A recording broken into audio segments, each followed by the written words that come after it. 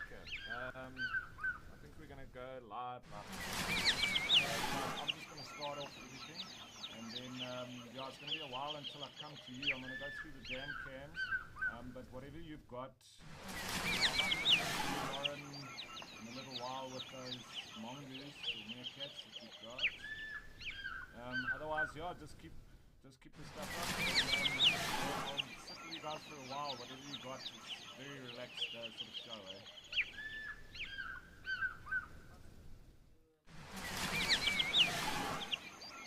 Yeah, you can, but then, you know, you don't need to go into long stories. I'm going to say I'm coming over to you. I'm also going to introduce you guys to where you're going to be, you know, the roaming tuna and the photo naturalist. And then when I come over to you, I'll put up the name straps.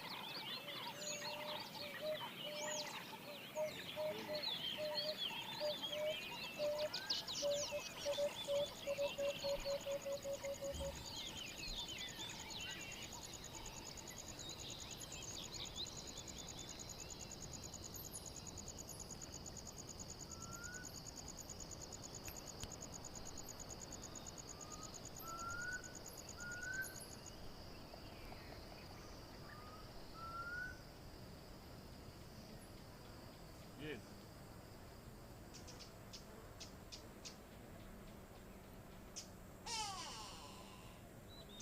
Go for it. Just want to check if we've got audio issues. They couldn't hear me at all. So go for it. We're not live.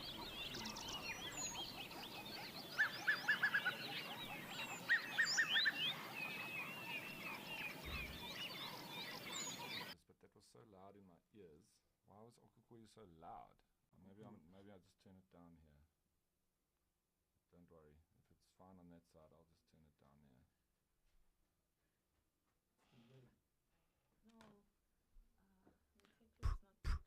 No, it's not doing anything there.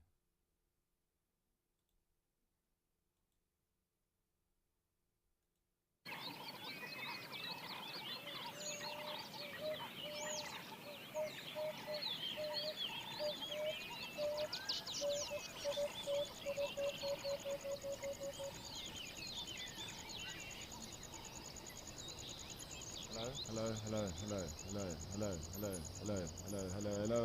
Testing.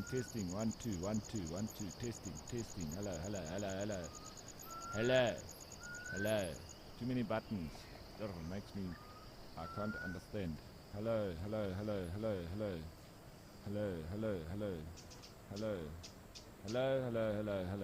Oh, hello. Yes, hello. No, you're too bad. Hello.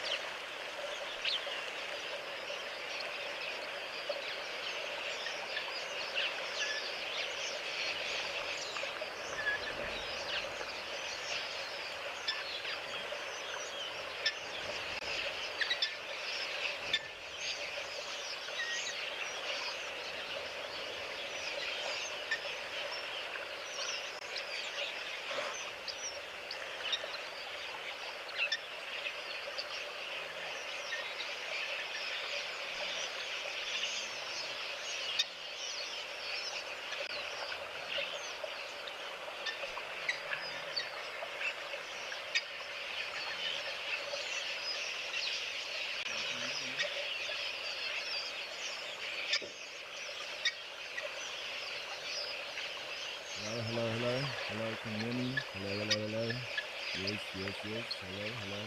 Yes. Hello. Checking the shot too, there's a bit of animals coming down. Epicurio as well, so there's a few animals around. Yes, sir. Hello.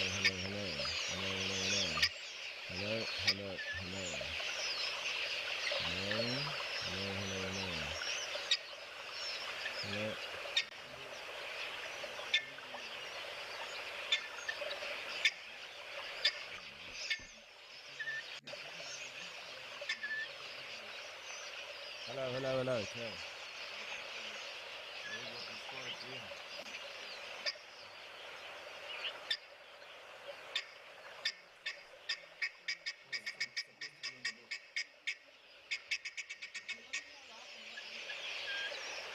Yeah, but then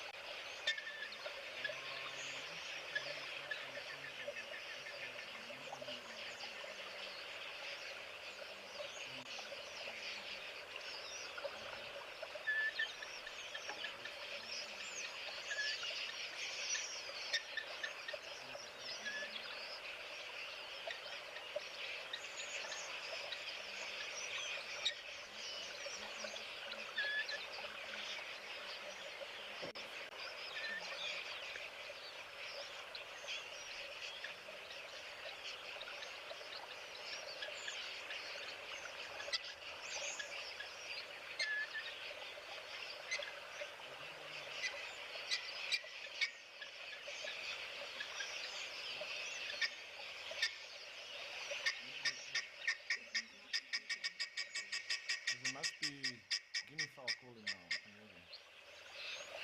Guinea fowl. And the birds. There's a lot of ambient now.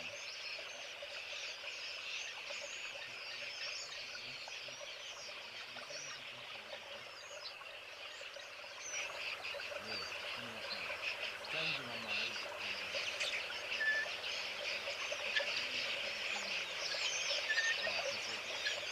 Super loud. So can you hear me as well?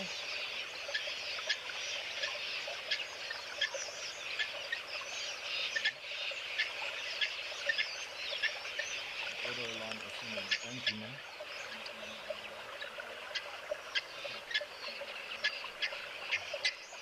Okay, I'm talking. I am talking. Yes, I am. I am talking. Yes, I am. I am talking. Yes, I am. I am talking. Talking.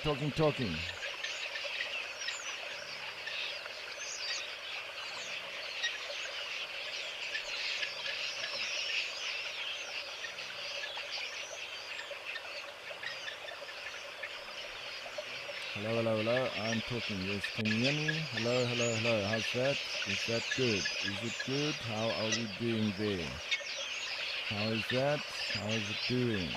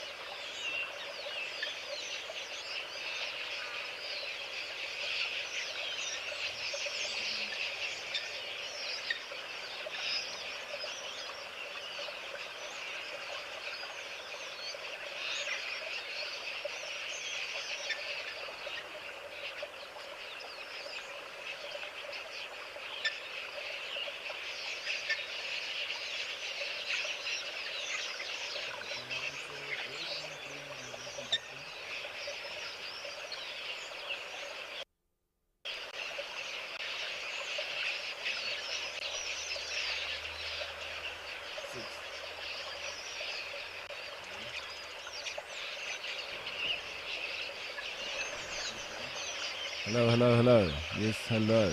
Oh, yes, hello. Hello. I'm gonna save it.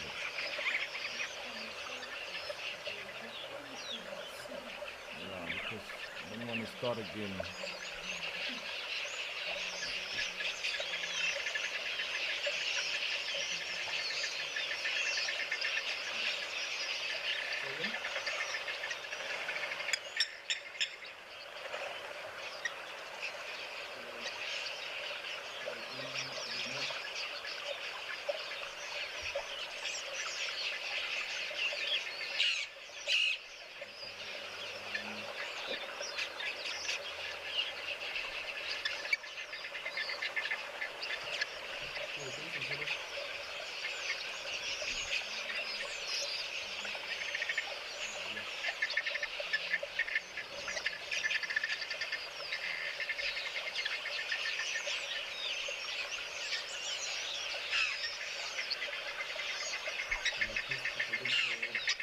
Darby.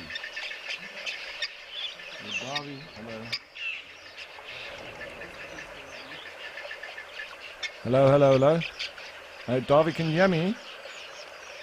Okay, but what I'm gonna do is I'm gonna mute myself. We're gonna start again, and then I'm gonna mute myself on the call, and then I'll just and then I'll mute the mic on the show, and then unmute myself on this and tell you guys that I'm gonna be coming to you shortly, blah blah blah. So you don't need to listen to me the whole time, and then I'll just unmute and mute when I need to talk to you. Okay.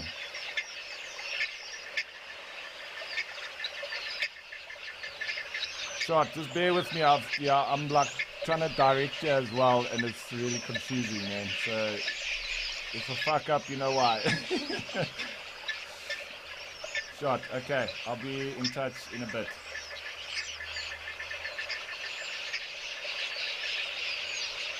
Yeah. Copy.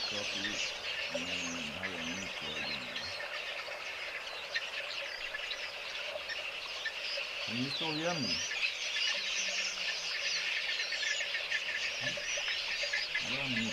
Mute. Why won't it mute?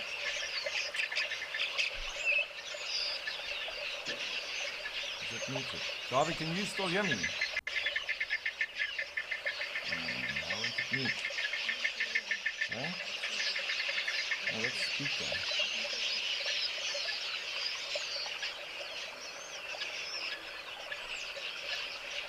Okay.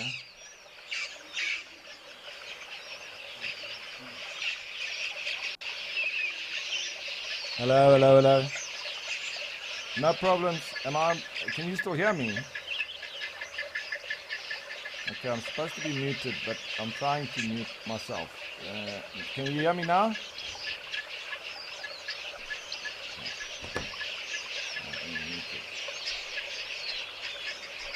Right now, and that's my mute on here. Okay, so are we good to go?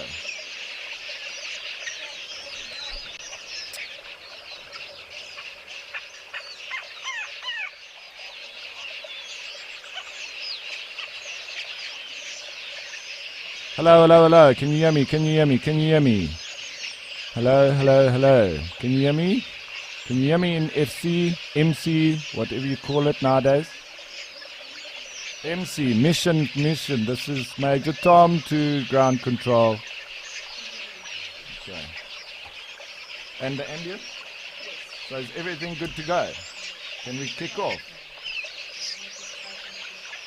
Okay? Okay.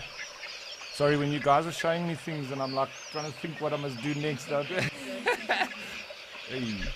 Then I'm just like, you do it. I'm going to do that.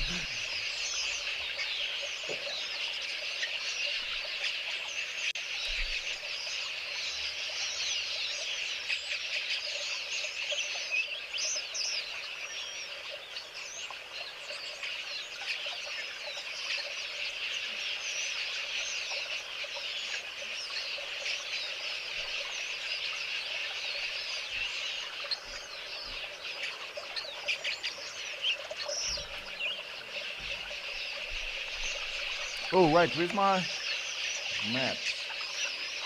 Make it camera.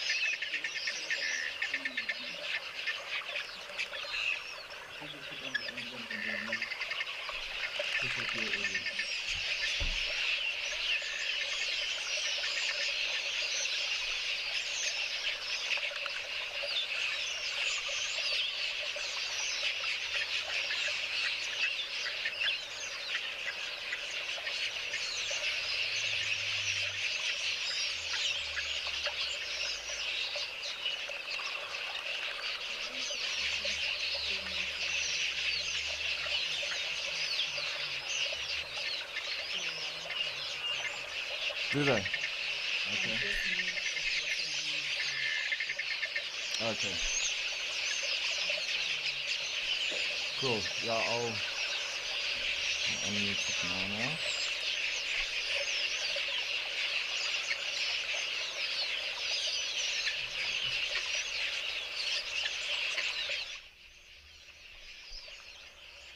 Hello, can you guys hear me? And I'm back. Okay, cool. No worries. Yeah, sorry, Lauren. There's just so many things I've got trying to work out here. But we're getting there. Sweating bullets.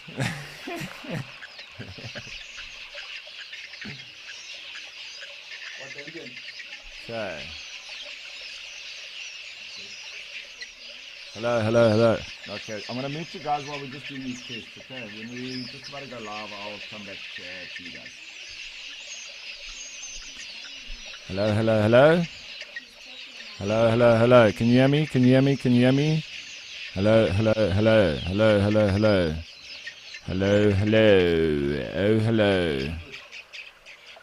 And the ambient?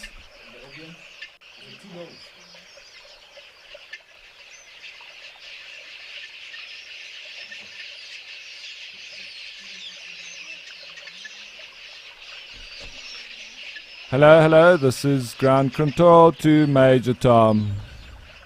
Major Tom to ground control, whichever way it works. And why are my cameras not working? Hello. Can you still hear me? Can you still hear me? Yes, me, the guy that's sitting here. Why my camera's not coming like a... Hello, hello, hello. Do you still hear me? Is it good? Is it good? Is it good? Is it good, good, good? It's good. It's nice. Chicken liggin. Come on, man. What's happening at Mashatu? I don't know if Juma... Wow, there's a bit of wind coming through there. At Okukuyo. Now, is the controls working? Let me just check. Controls working on Okukuyo. There we go. Let's zoom out.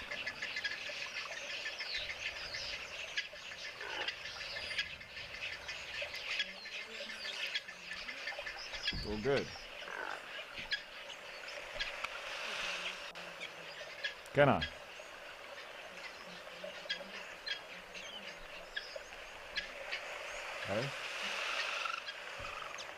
Okay guys, I'm going to be going live now.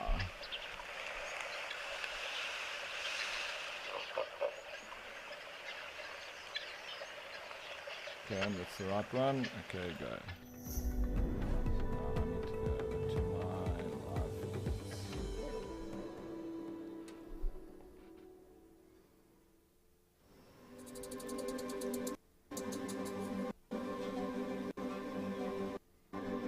Intro rolling.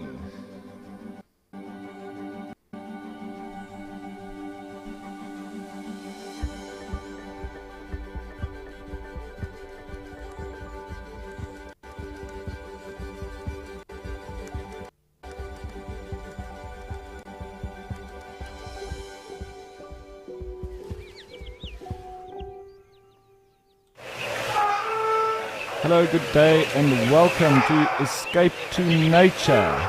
We're coming to you live from different locations across southern Africa. We have 3 dam cameras, one in Okupuyu in Namibia, one in Mashatu Game Reserve in Botswana, and one in the Djuma Game Reserve in the Sabi Sands, the Greater Kruger National Park of South Africa.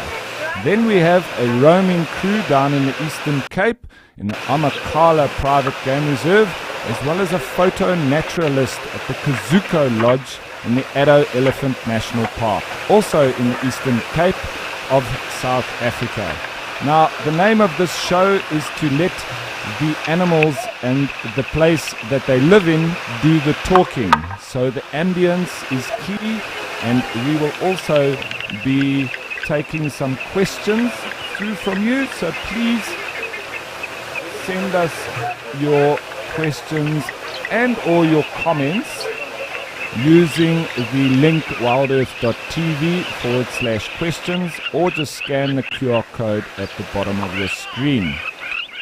We will be answering specific questions pertaining to exactly what's happening with the animals that we are viewing at the time. But we really want this to be an immersive experience and to really let the wilderness speak for itself.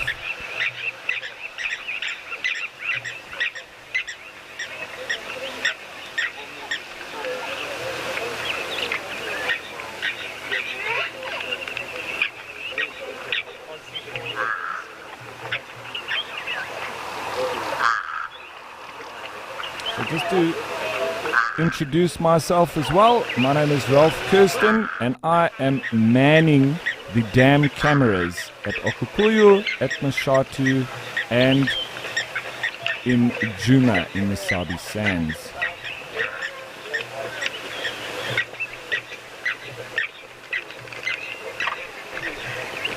So here at Okupuyu, it's rather calm and quiet. It's a lovely winter's day, and just some springbok having come down to drink at the moment. Yesterday evening we had some lovely black rhino coming down, and during the night there was even a mommy with a little calf, that was suckling from her. So that was a wonderful experience.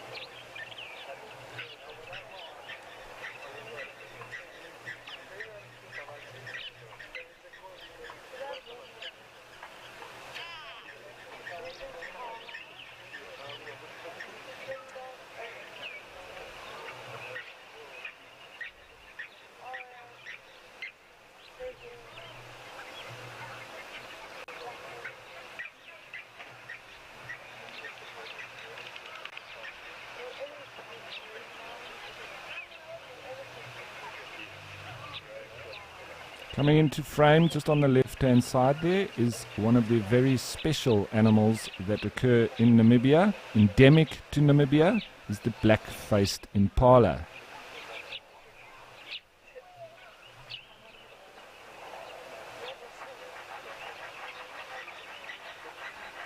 So folks, as you see, I am the one remotely operating these cameras. So that zooming in and out is all under my control. As I'm going to zoom out now from these springbok that seem to be a little bit skittish.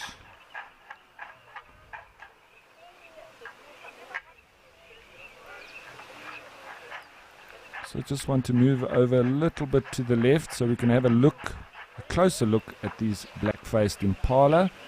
As later you will most likely see some impala from the other locations, and then you may be able to spot the difference.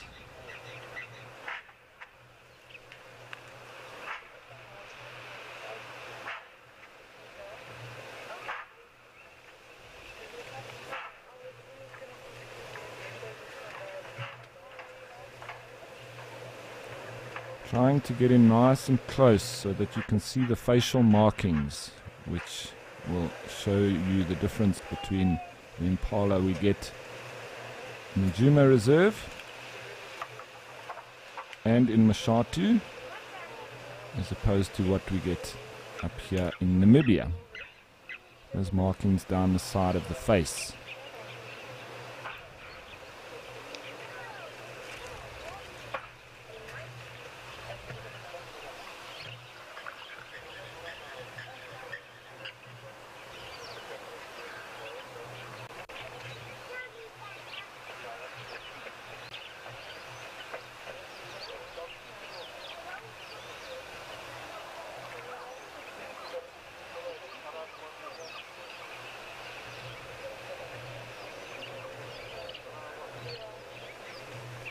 To get in nice and close to this ram that's having a drink, adult ram black-faced impala.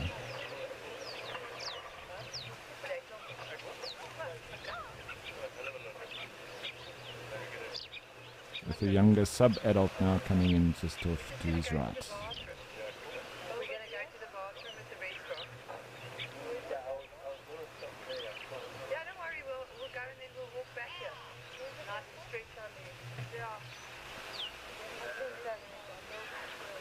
There's a little bit of a wobble on this camera.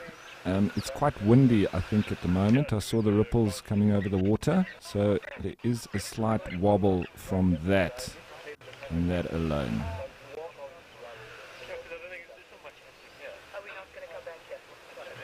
Also the ambient noise, there are some people talking in the background. It is a very well visited waterhole, tourist-wise, a very famous waterhole as well. And hence there will be some human ambient noise in the background, people chatting sometimes, but it doesn't make a difference to the wildlife in any way whatsoever. This has been a camp visited by tourists since 1955, so this is almost just part of the furniture.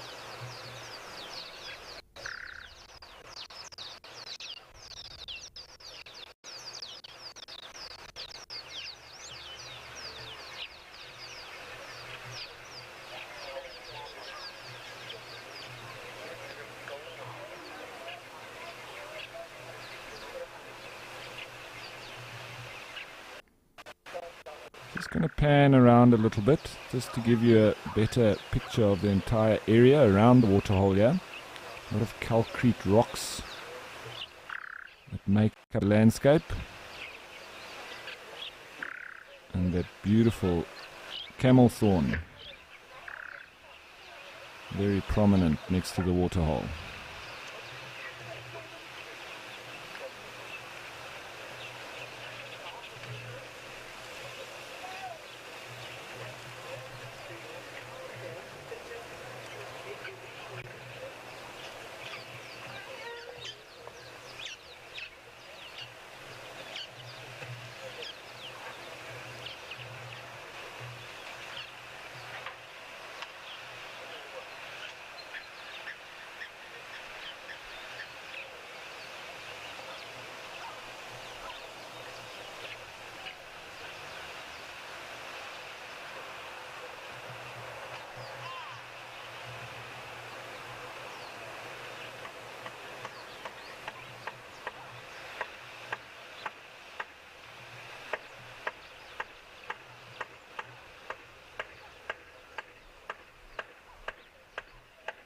So here at the Okakuyu Waterhole during the day you can expect to see springbok, impala, oryx, zebra, ostriches, giraffe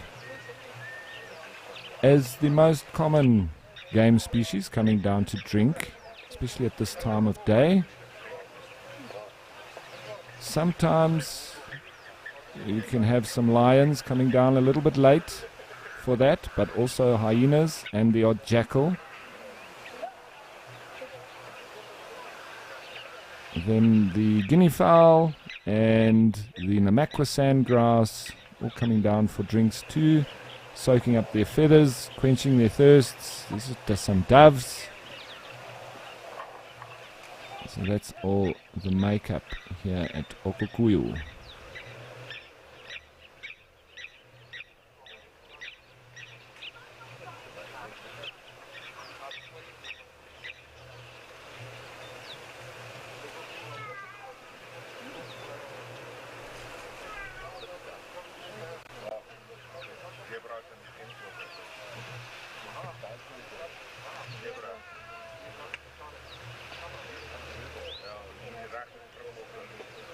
Okay, we will be coming back to Okakuyu at some stage, or if I spot anything that is coming down for a drink that we would like to have a look at. But I'm going to head us on over to Mashatu now and have a look what's going on in Botswana.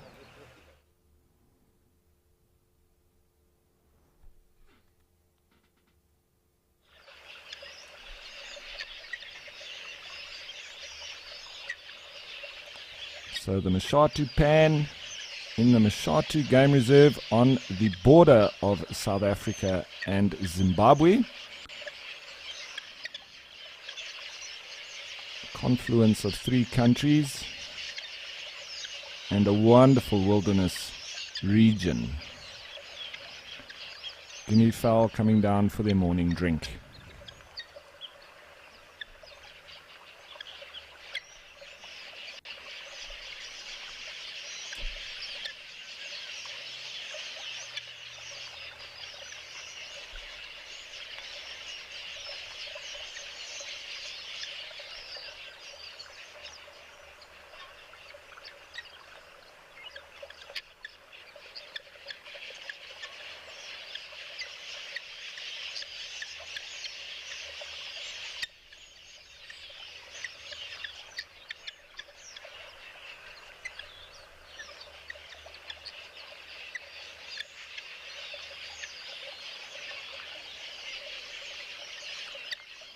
The regular customers here at the waterhole next to Mashatu Dam is generally the guinea fowl in the morning. Later in the morning we always have the elephants coming down for a drink, and throughout the day we have wildebeest, zebra, giraffe, monkeys, baboons, kori bustards. The red-billed quailias are resident just off to the right in the thorn bushes there. And the hyenas have also been hanging around lately underneath that thicket. Also making an appearance in the mornings and then later on in the afternoons.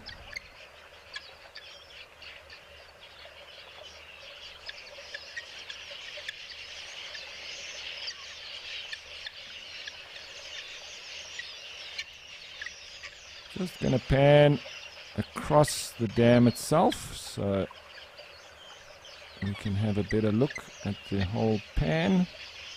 See if there's anything else come to drink. Yes, indeedy, there are some impala. Now, I'm going to zoom in and you can see the difference that I was talking about between these common impala and the black-faced impala that we find up at Okukuyu.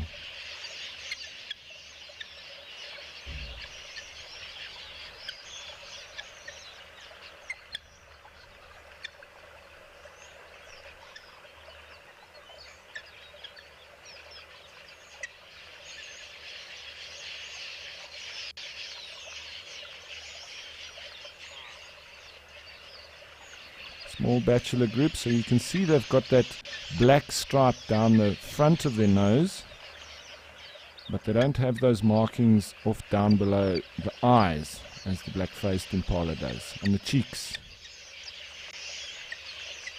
When he lifts his head, you'll see that one going past in the background. You can see there aren't any black markings there.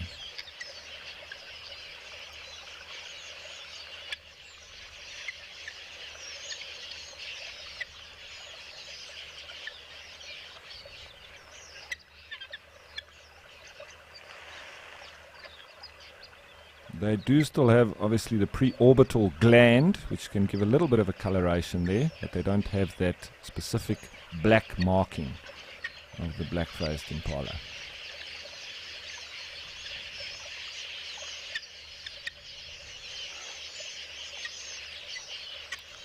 Constant chatter of the guinea fowl in the background, as well as the red-billed quailias. They have a very weaver-like call and constant chirping.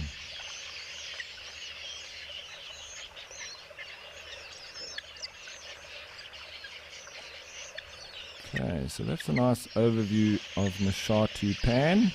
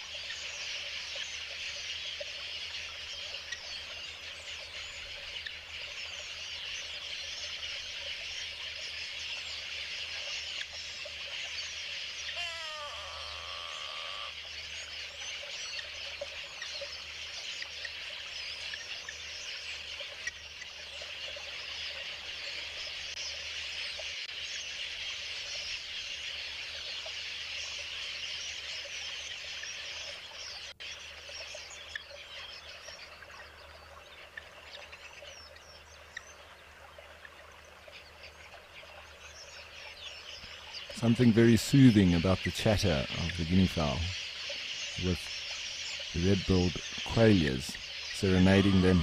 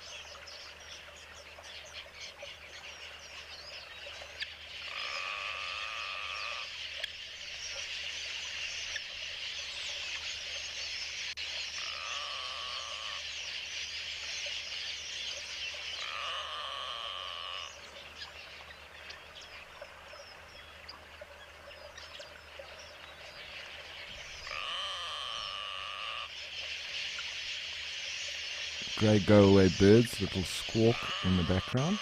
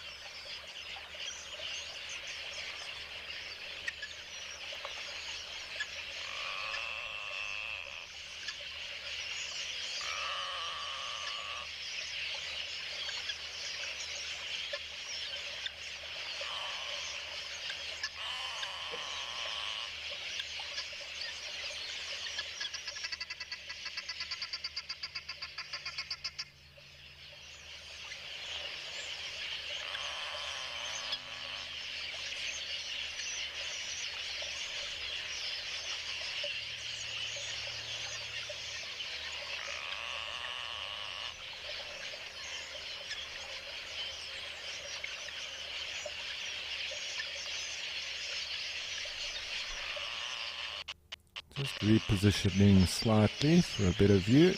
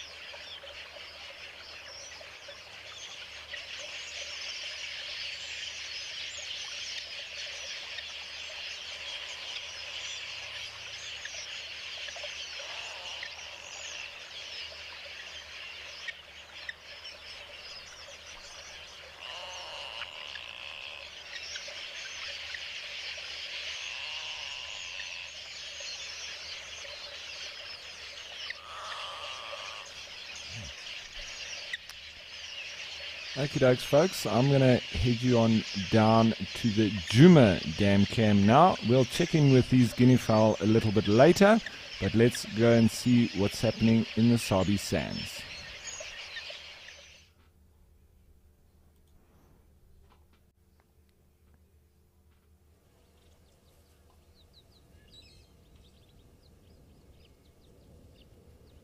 Here we have the resident hippos in the Djuma Dam.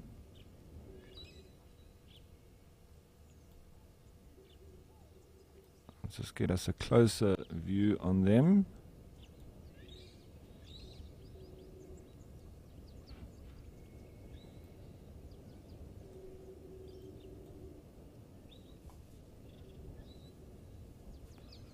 There's a big bull here that folks have called Dewey, and he's got a lady partner that came with a youngster, sub-adult, juvenile. they have been mating in the last few days, so if successful, we may have another little hippo in around March next year with an 8-month gestation period.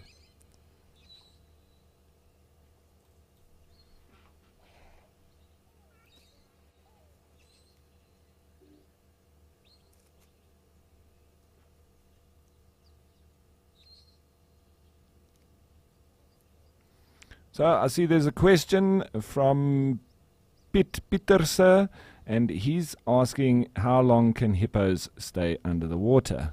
Well, they can stay up to and in the region of about 10 minutes. So they are mammals. They do need to breathe regularly, but it's generally known between 7 and 10 minutes maximum. Now that next to crocodiles, which are ectothermic animals, they can stay underwater for half an hour plus. So a lot longer and much better at conserving their oxygen than hippos.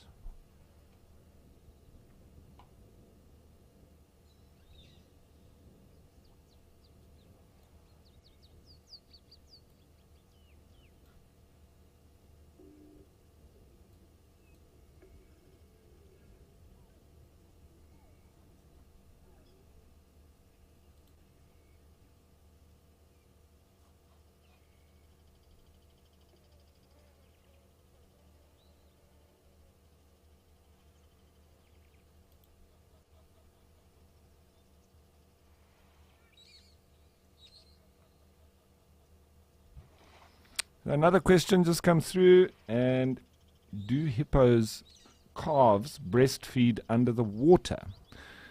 Well, yes, they do, and they can breastfeed under the water or just in the shallows, and they do so for over a year. So yes, they also do mate in the water. If you see the logistics involved with such a big animal, you can understand why. And that goes the same with the breastfeeding or the drinking of the milk from the mother. They do it both underwater and in the shallows.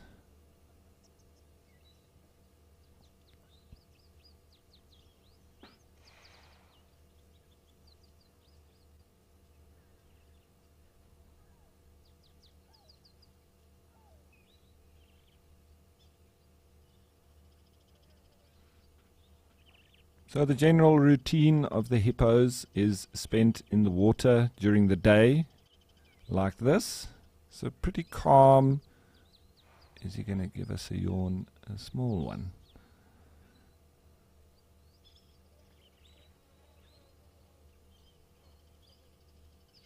Now we say yawning, but it's generally not a yawn. It's more so to expose the teeth and show how big and bad he is, or to to show to other hippos or to anybody that he might find as a threat.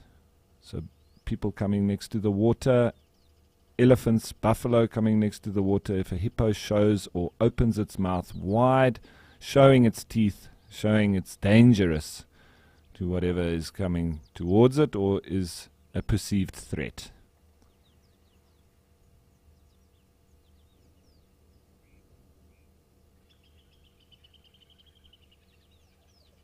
I'm going to just zoom out a little bit and give you a better view of the area here as well at the Djuma Dam Cam.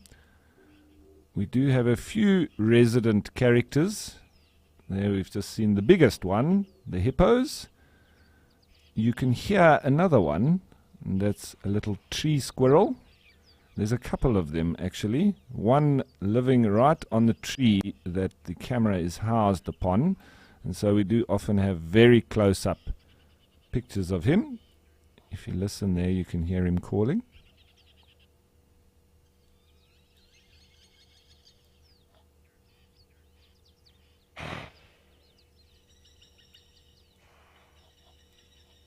The hippo blowing off some steam.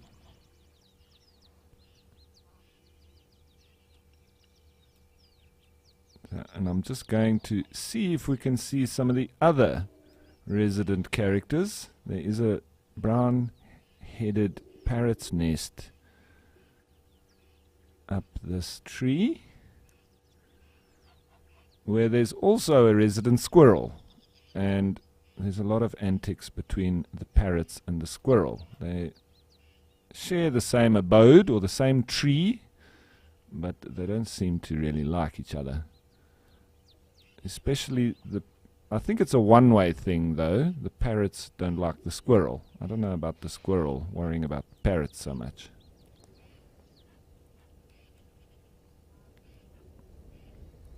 They're not there for now, so we'll check in a little bit later.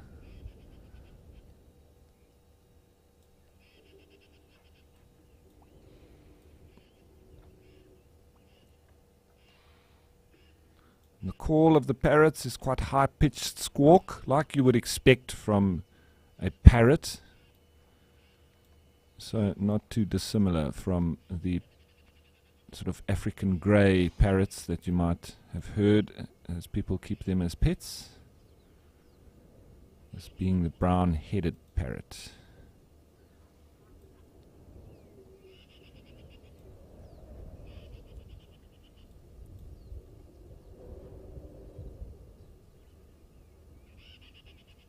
Still the squirrel calling in the background there.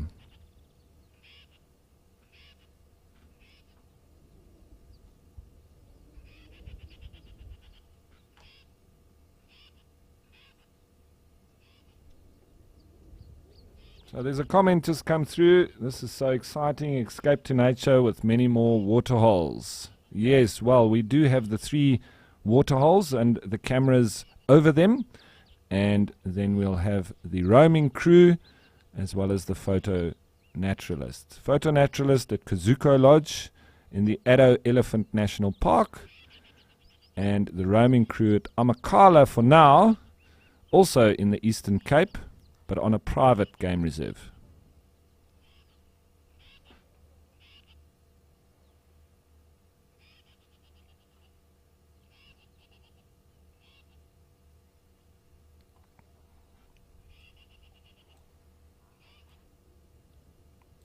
Thanks for sending your questions, folks. Another one just come through, and it's to do with the squirrels, and obviously with the one still calling in the background.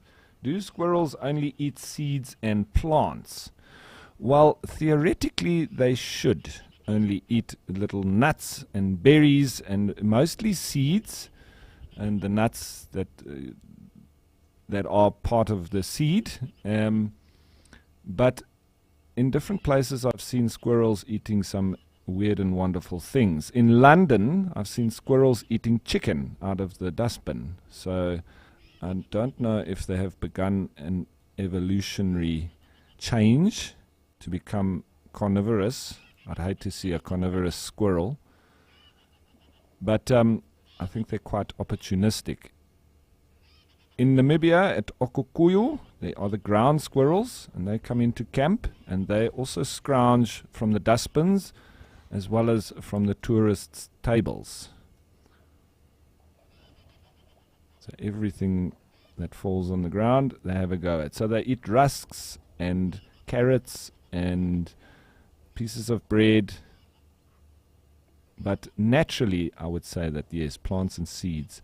They do eat small little seeds off the grass, as well as the nuts and whatever is available during different times of the year. They like the marula nuts. There's a lovely kernel on the inside of marula nuts. As we see these hippos now exiting the water, with the young one following his mum. His or her, I still haven't quite worked it out. I have a feeling it's a her, but I haven't confirmed it, because there were 2 of them of similar age, and she chased the one away, and I think that that one might have been a male. But this one could also be a male, I'm not sure. Still haven't checked properly yet.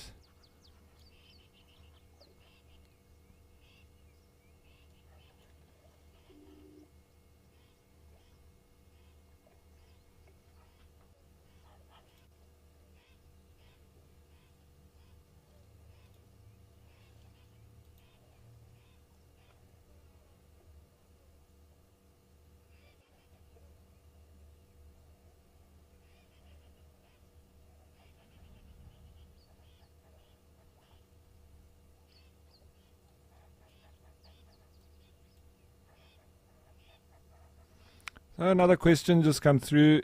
Do hippos eat fish? No, they don't. But like with the squirrel, they're not supposed to. They don't generally do so. I've never seen a hippo eating fish. They are really evolved grazers and plant eaters. So you see that lovely square mouth that they have?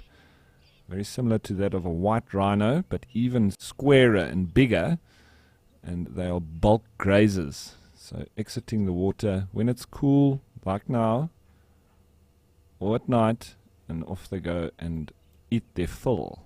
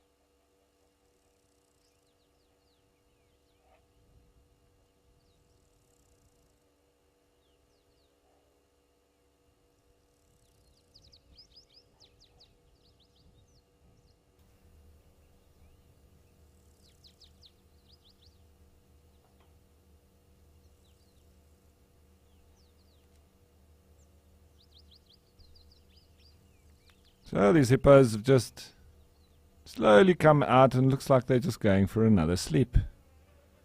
I don't think that they are going to be grazing anything. They might just be a little bit cold, which they can also feel.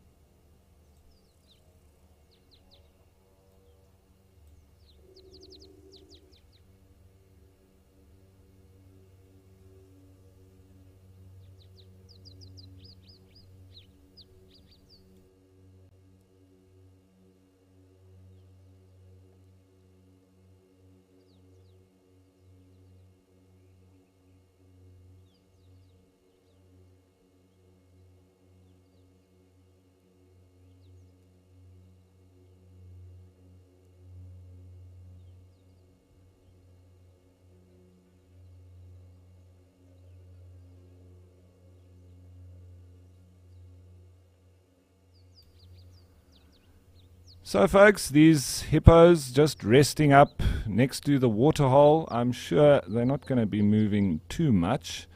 So let's go on down to the roaming team in Amakhala and see exactly what's going on down there.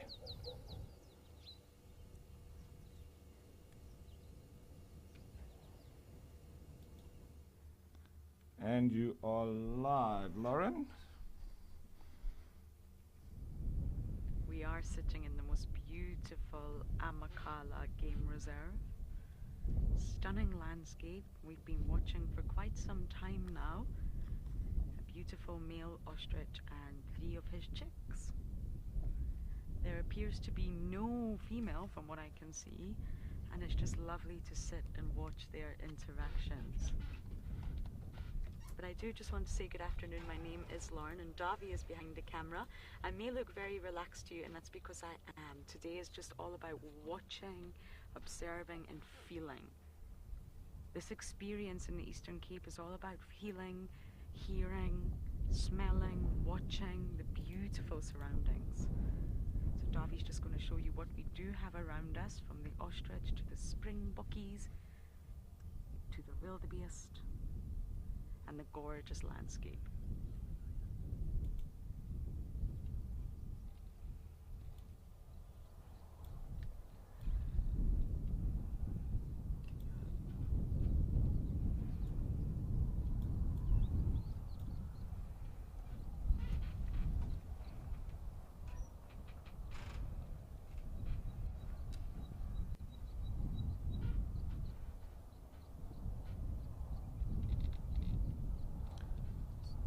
Question come through.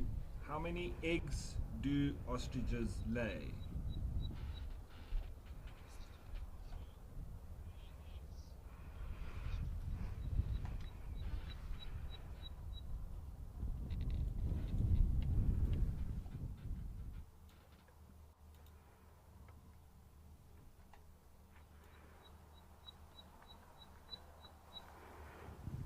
Now, as you're feeling everything, soaking up every moment, the question has come through about ostrich, and you're asking how many eggs can ostriches lay. Now, believe it or not, they can lay a high number of eggs, and if you think of this, oh.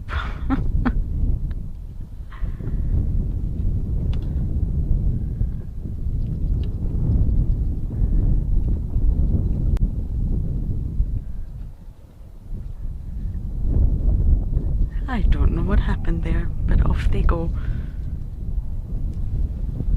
But they can lay a high number. I think they can even lay up to about 50 eggs per nest. I don't think that's common.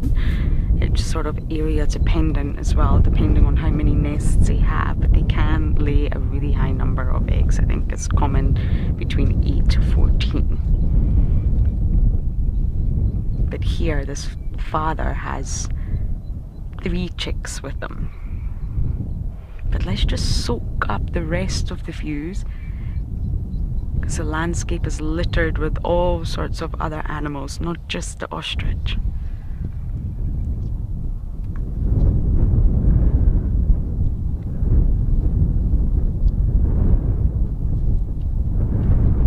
Now you will hear the wind, but that's just part of the experience. It's windy today.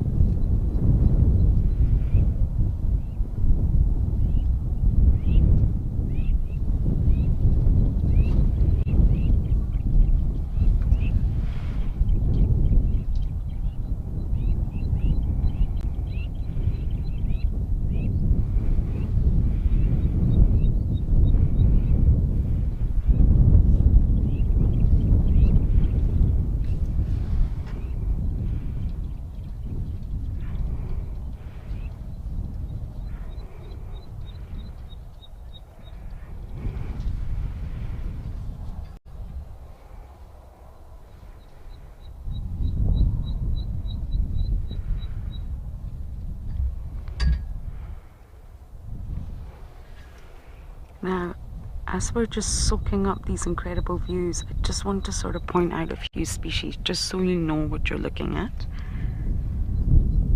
We do have the springboks. They're very white. The white really, really stands out. We've got a blessbok above the springbok, a different looking antelope. And I just want to let Davi know that the ostriches are about to cross the road.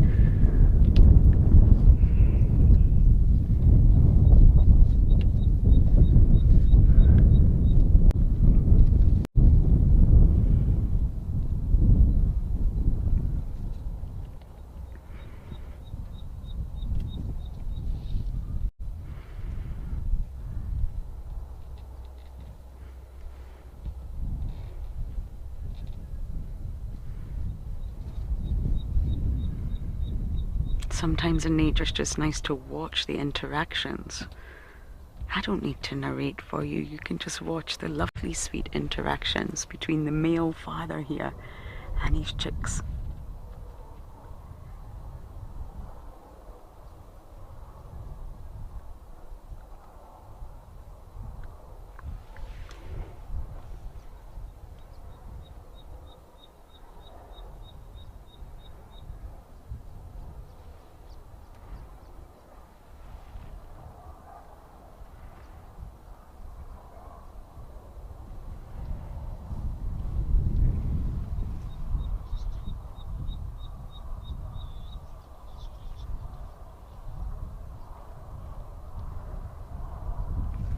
Quinn. Hello, Quinn.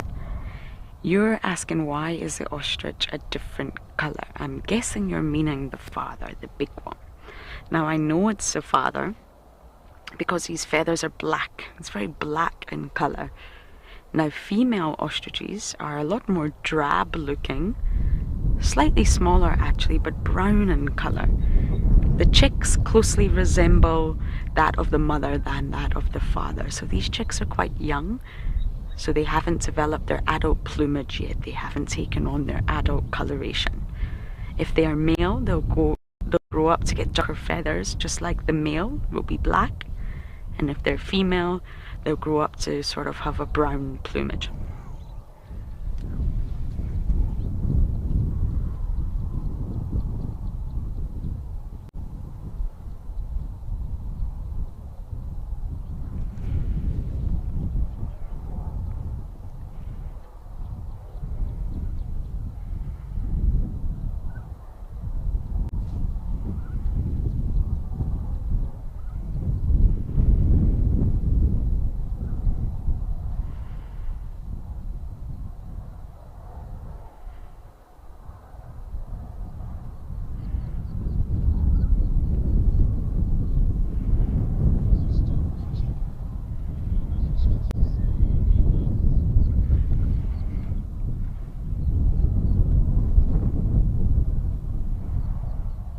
Kim, you want to know where the ostriches lay their eggs. Now, they normally use a scrape in the ground. Ostriches can't fly. Imagine if they could. But they can't. So they're really bound to the ground. So they create a scrape in the ground, and it's very, very large. It can be between about 2 to 3 meters across, and it's normally dug out by the male. So they'll dig, dig, dig, and then that will become their nesting site where the female lays her eggs. They're very much terrestrial birds, and they can defend themselves because of their size. We may get a little closer in time, but I think it's just nice to view them while they're this relaxed from afar.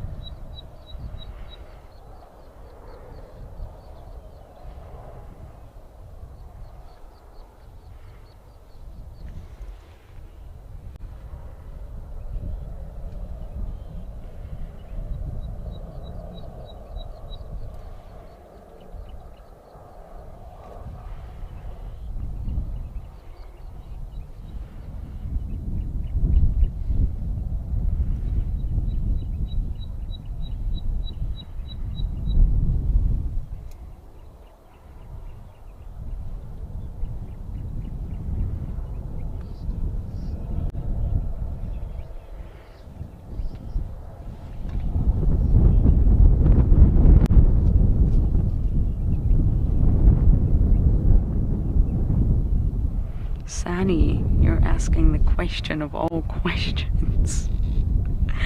Why do they have wings then, if they can't fly? They do use their wings for other purposes than flight. And that is communication, mating rituals, displays. However, why they can't fly is a very good question, and it's most likely through evolution. A little hiccup in the lines of evolution that they no longer, or they don't take to the skies, but they're still a bird and they have wings. So that is a very, very good question, and I'm not sure I have the answer, but the wings do play a role in all sorts of other things between the individuals in that species.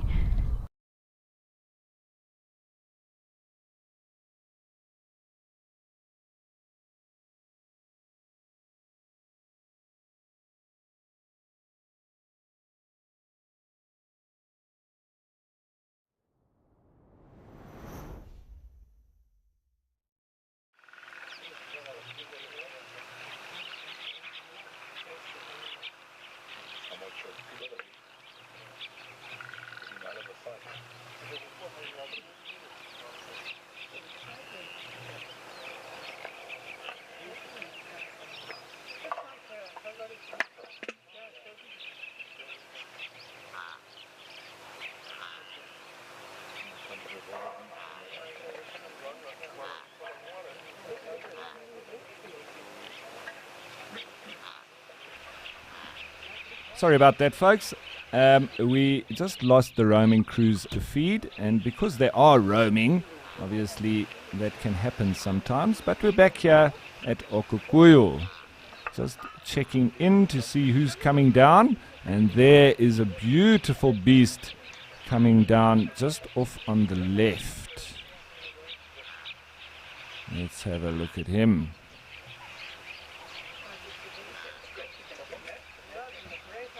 A very impressive kudu bull.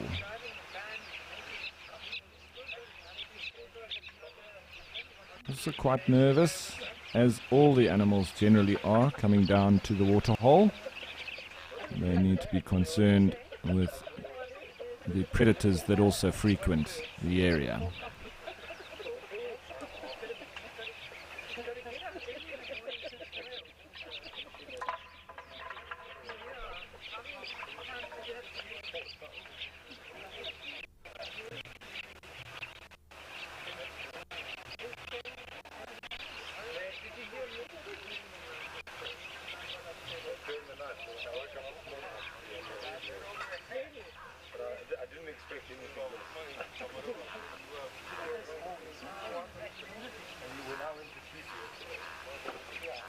Following this kudu all the way in, there behind him is one of the usual suspects, an oryx, or as we say here in South Africa, in Namibia, and in Southern Africa as a whole, a gemsbok. With the straight horns compared to the very coily horns of the kudu.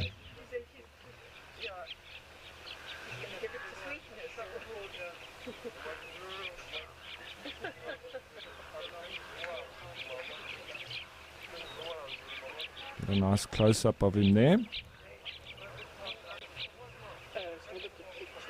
You'll notice also not so many oxpeckers here in Etosha as you get in Botswana and in Djuma, in the Kruger area, the Greater Kruger National Park, the Sabi Sands.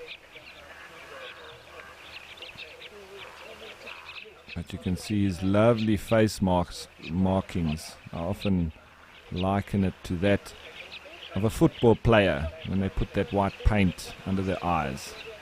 It's very similar to a kudu.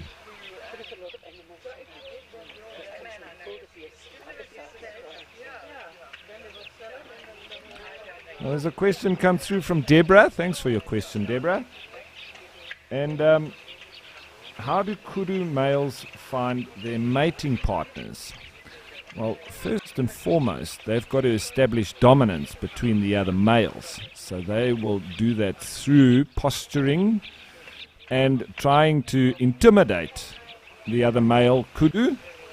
And if they can do that without a fight, it's always first prize, because fighting can lead to injuries and can lead to death. So there's a lot of risk involved with fighting whenever there is a fight with any animals, for whatever reason, but especially within the same species, between the same sex. So they would rather settle their differences without a fight, but if there's two evenly matched males, they will have to settle it by fighting.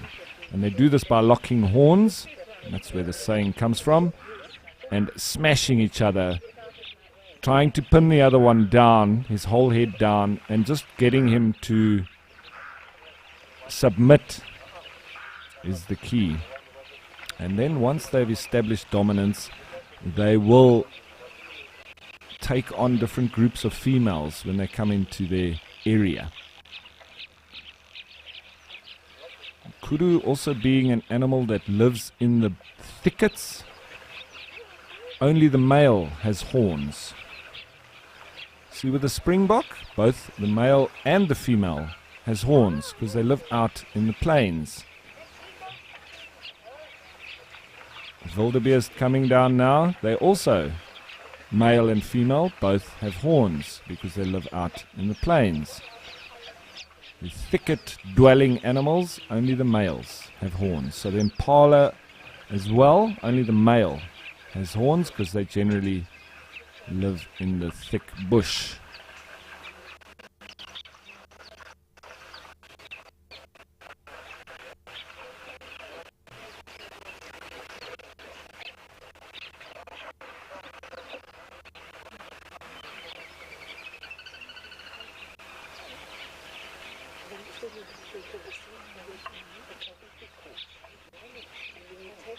Okukuyu Waterhole, we will spend a lot of time here because it is one of the most busiest waterholes, especially at this time of day, that I have ever witnessed.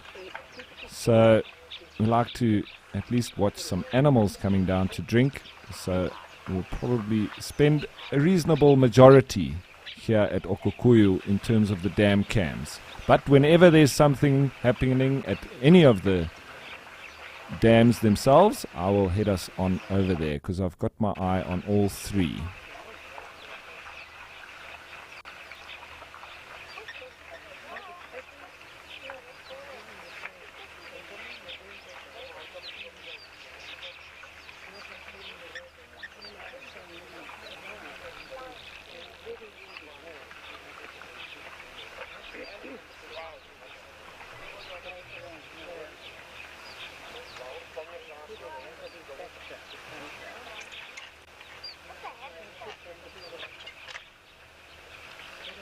So a question comes through from Linda. How do kudus defend themselves from predators? Well, Linda, it's generally, well, the males, they've got those lovely big horns. But I would say through evolution, that's mainly just to establish dominance between other males.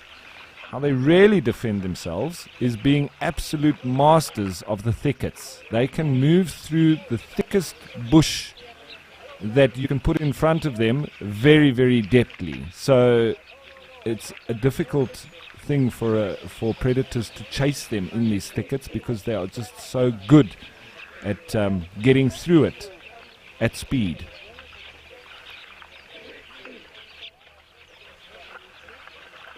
Oh. Seems that wildebeest doesn't like the kudu being there. A lot of wildebeest coming down now. He's not too worried about the kudu, just moving through to where he wants to drink.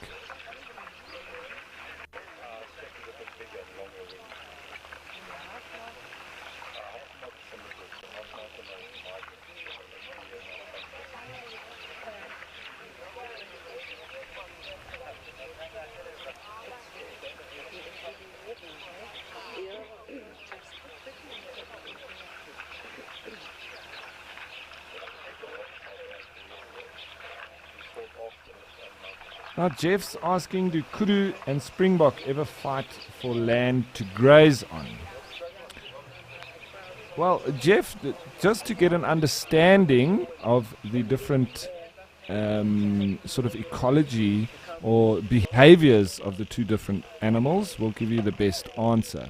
So springbok, they spend their time out on the plains. Now they are a bit of a mixed feeder, but they mainly graze on grass, whereas the kudu, he's more of a browser, so he stays in the thickets, so eating plants and branches and plants that are not grasses so much. They will feed on grass when there's very nutritious grass available after rains, but then there's an abundance of grass, so they don't generally feed in the same areas or on the same thing. So them competing with each other is generally a non-event.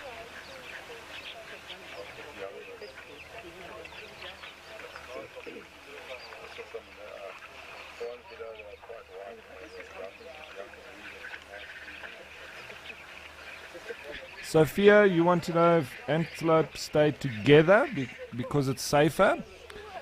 Absolutely. The more eyes and ears, the better. And they've evolved to understand the different animals that are dangerous or not. And antelope, you'll see they don't mind other antelope at all. In fact, they like to be in the mix with other antelope because it does give them that feeling of safety in numbers. And it's not just a feeling, it's a fact. Because you'd rather be with 10 people, because then your chances of getting eaten is 1 in 10. If you're the only one and you're walking alone, well, your chances are much higher to be eaten. So it's also a risk ratio factor.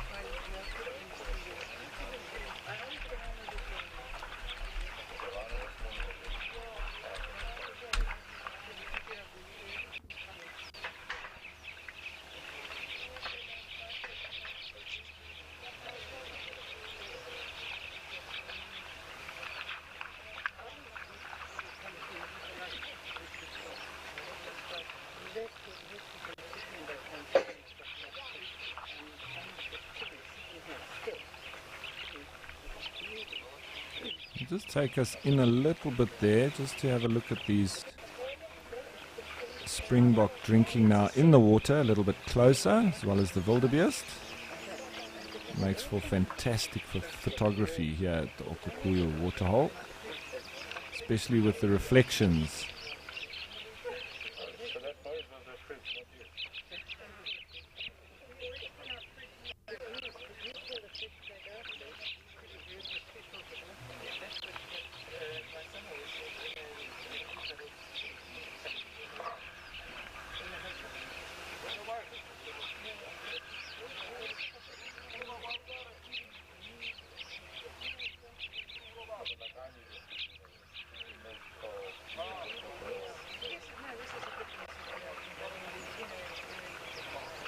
A question from Megan, who's 9 years old. Thanks for your question, Megan.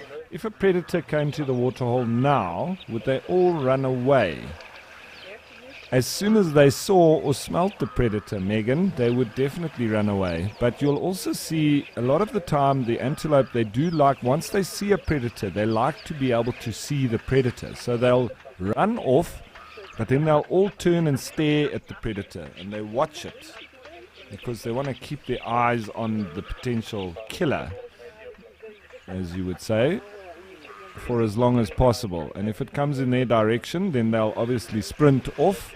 But yes, they will run away. If a lion comes down now, these animals will all disperse, but you'll see them all standing at different positions away from the lion, staring at it, and alarm calling towards it as well, so that everybody everywhere in the vicinity knows that there's a lion here. So once one animal realizes that there's a predator, they pretty much tell everybody, and their message is passed on.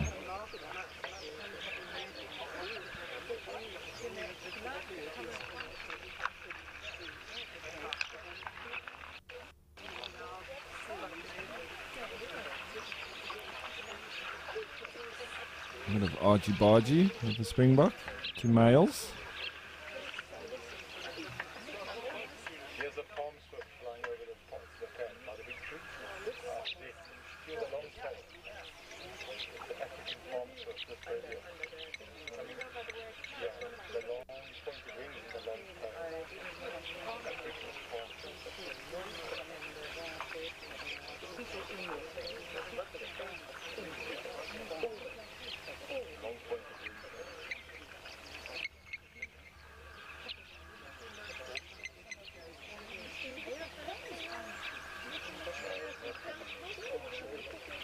I just often zoom out and check, because very often I'm focused in on one side, and then when I do zoom out, there's something amazing that's arrived at the other side.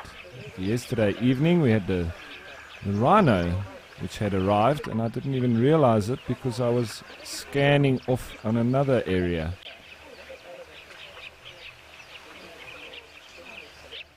Now, Erin, thanks for your question. Do springbok jump higher than impalas? Well, Springbok are very well known for the pronking that they do, which is head down, legs straight, and they bounce. And yes, they do jump higher than impala, and it's quite amazing to see.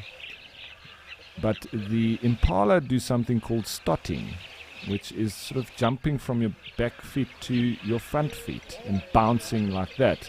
They also can jump very high, but I don't think quite as high as the Springbok, with the name being given because of their wonderful talent being able to jump so high.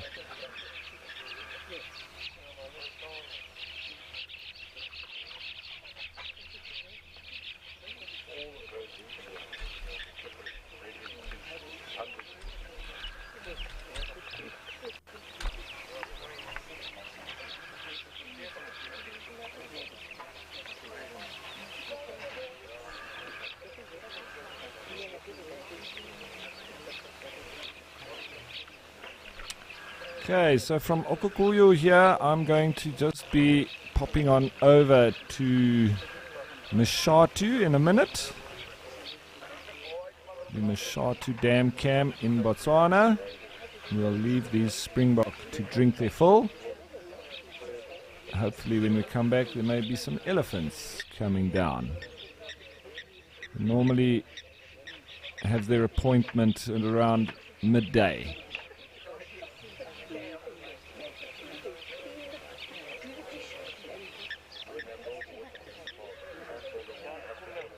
Okay, I think it's off to Mashatu we go.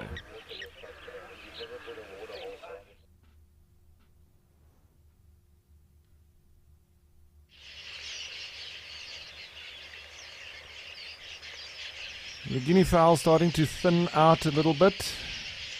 And they'll be heading off to do their foraging for the day, having done their drinking and beauty session. They love watching themselves in the mirror, in the water, after they've had their drink.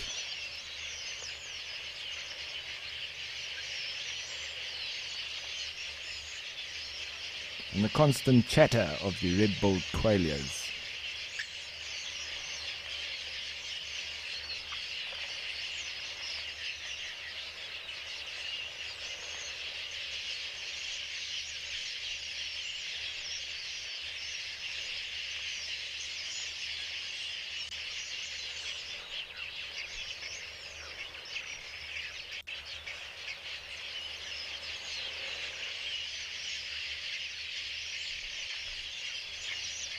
Fiona, thanks for your comment. I love how diverse the waterhole can get. Yeah, there's always a surprise when you're sitting at the waterhole. It can seem very quiet at times, but you got to just keep watching and be patient. And there's some amazing things that happen next to waterholes, because that's the confluence of where all the animals need to join up together, and they're forced to, especially at this time of year in winter, when there is a scarcity of water, and so they all need to come to one point to quench their thirst, from predators to prey and everything in between.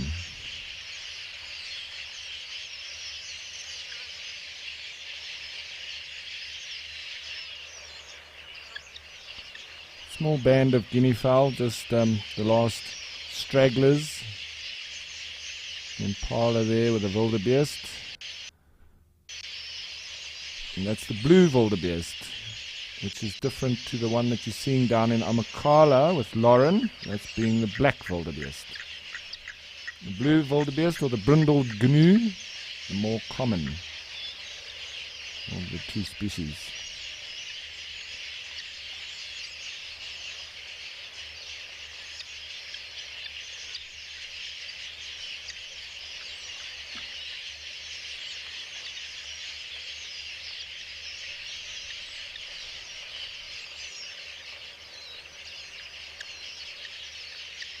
Okay, so nice little update there. Still not any elephants having come down just yet. I think we're going to just go and check up what's happening with the hippos in Djuma.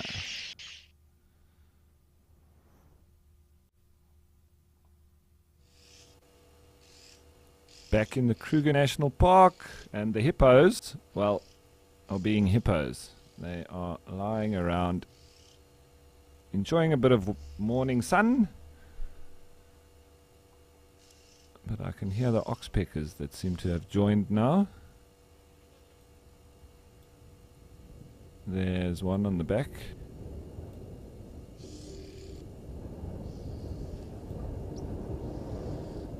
Also a little bit windy here, quite similar to down in the Eastern Cape.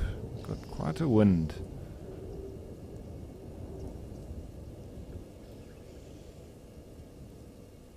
A nice close-up of these red-billed oxpeckers.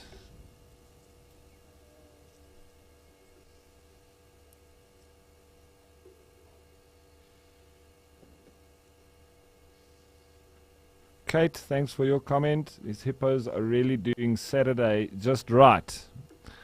Well, I would have to agree with you. Yeah, just lazing about. Lazy weekend. Not the same with the oxpeckers. They're keeping themselves pretty busy here.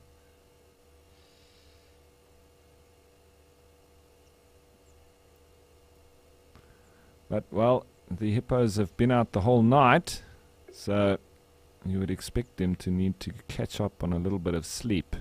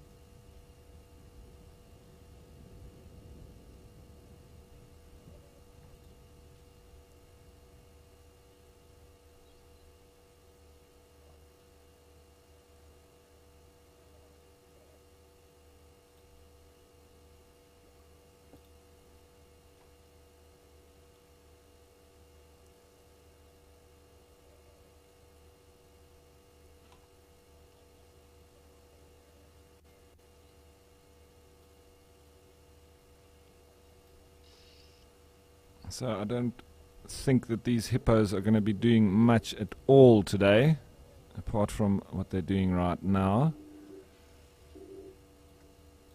Just warming up a little bit. Just do a quick scan, and then I'm going to be heading you back down to the roaming team. But let's just check if there's nothing that's come down to drink. Yesterday we had a whole big, massive herd of buffalo that came to drink, which was wonderful.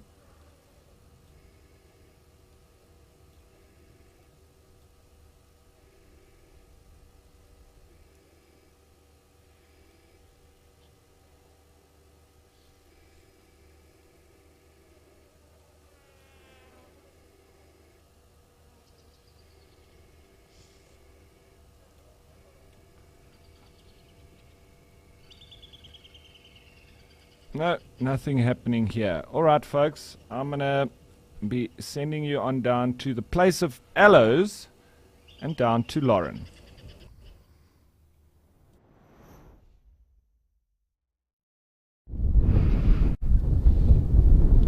Many aloes indeed. We are just watching the black wildebeest. Now, we have positioned ourselves a little bit further away because they can be quite skittish and it's windy. You will hear the wind, but that will just make you feel like you're with us, connected to nature a lot more.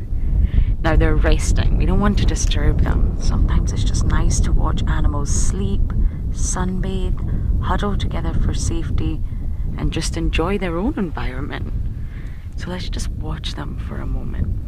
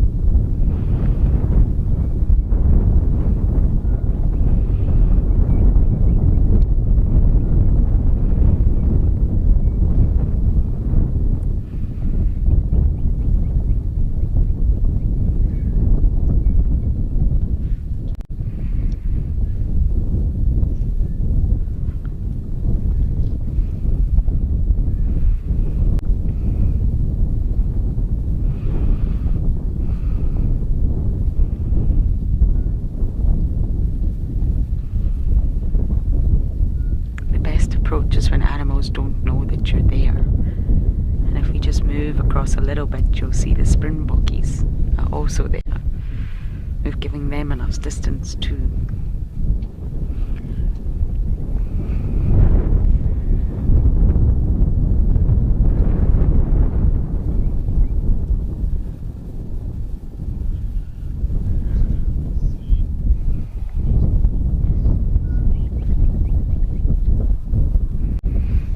Zane, you're asking about are wildebeest monogamous?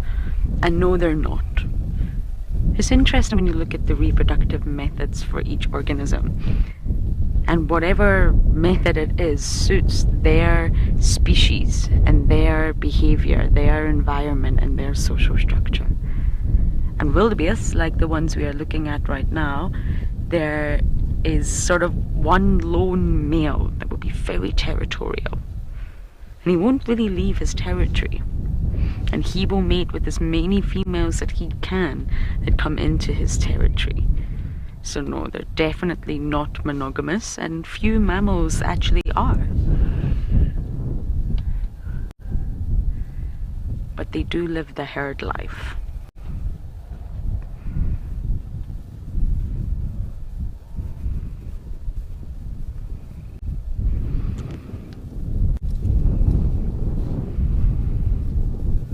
Springbokkies are the same as wildebeest.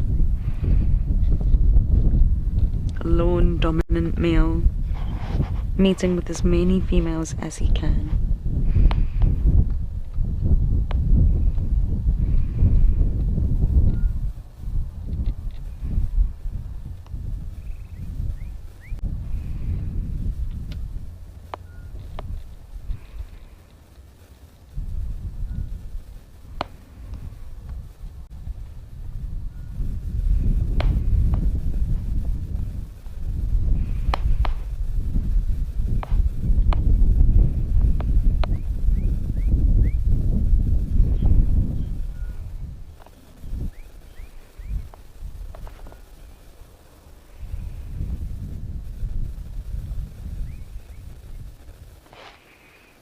Virginia, you want to know about wildebeest migration. Most likely due to the great wildebeest migration that goes from Serengeti over to the Masai Mara. One of the most famous migrations in the world. Thought to be the largest, but it could be rivaled by the white-eared kob migration up in Ethiopia, South Sudan. There's also a very large zebra migration in southern Africa. But no, in South Africa you don't find large wildebeest migrations, I'm afraid. They do not need to move to greener pastures. And in South Africa a lot of the reserves are fenced, which means they don't have an option, but they're not able to migrate. Sorry, I've just noticed some new antelope coming in. How wonderful. We've got kudu. You see them, Davi?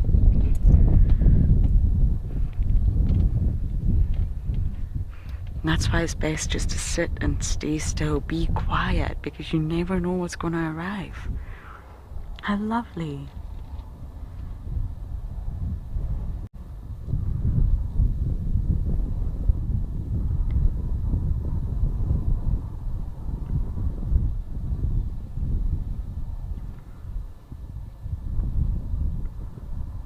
Got a big bull and some females, I think.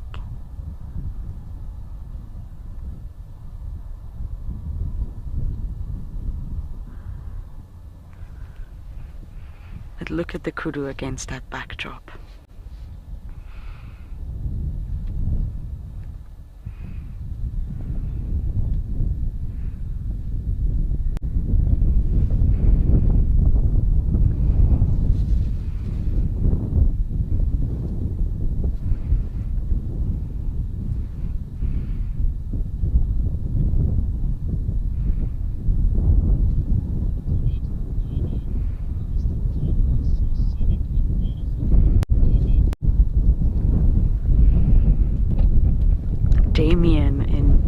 The Eastern Cape is so scenic and beautiful, especially this game reserve, Amakhala.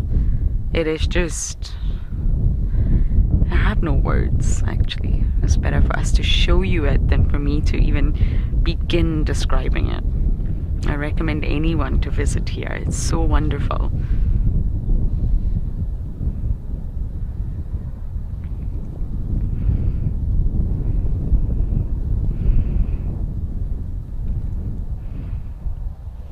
Look at all the kudu littering the horizon. There are so many of them now. There is a small water hole here as well. It's very, very small. It's more like a pan. But maybe a little bit later, ever so slowly, we might edge towards the pan.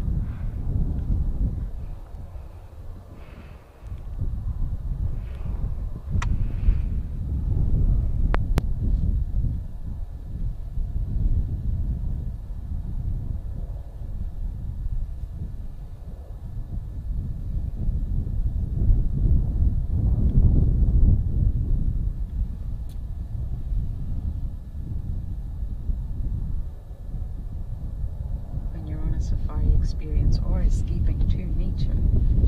For me, it's all about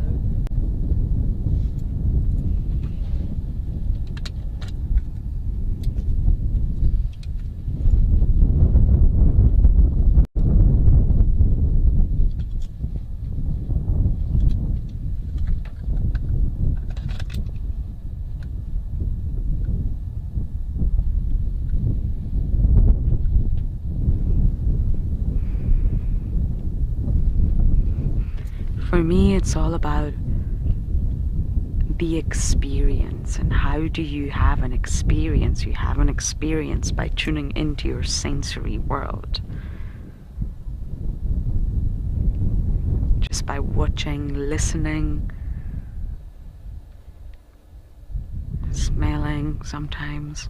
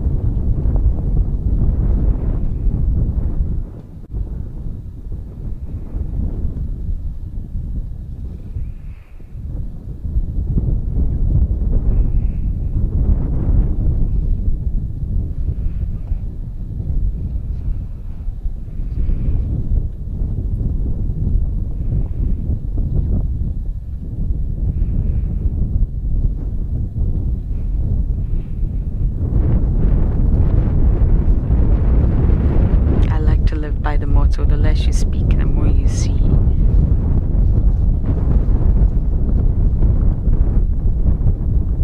We're surrounded by life right now,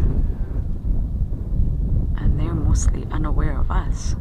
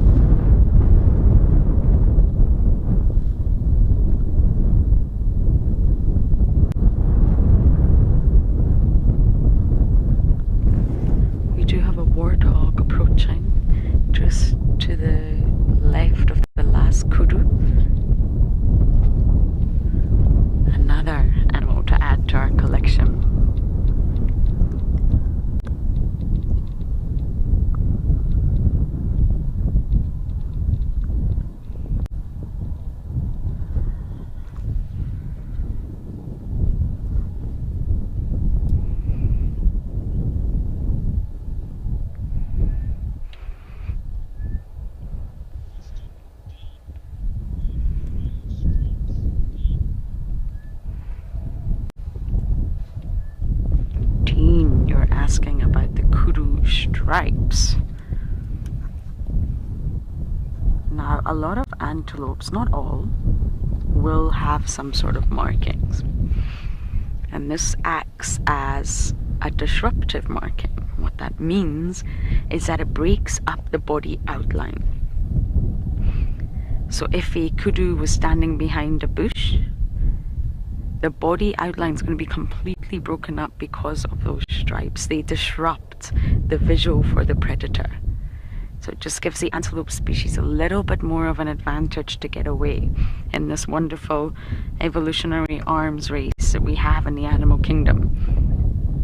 And that's basically what you call it, disruptive markings, and it just breaks up that body outline to sort of give them an advantage to hide a little bit more. The predator want to outrun, the prey want to outrun the predator, and the predator, of course, wants to outrun the prey.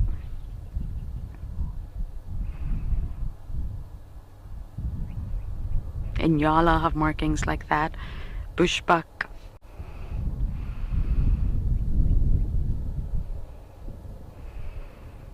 Even Impala's markings are split up a little bit.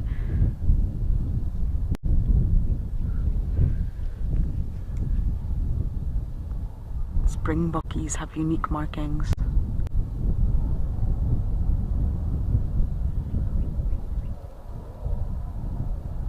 Oh, we have another antelope over here, Davi. Just in front of the springbokies. I think it's a hartebeest. Let's see.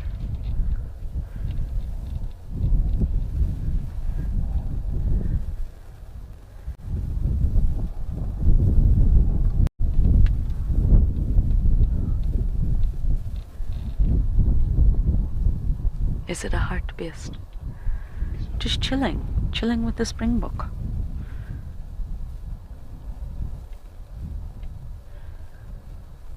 Everything's chilling here, chilled vibes.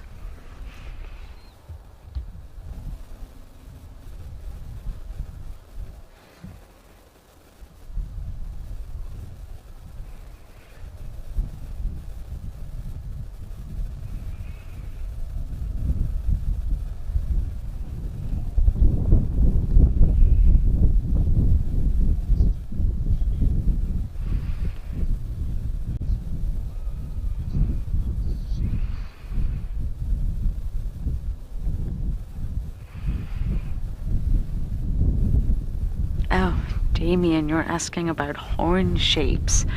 It's going to be very difficult for me to describe without showing you a picture.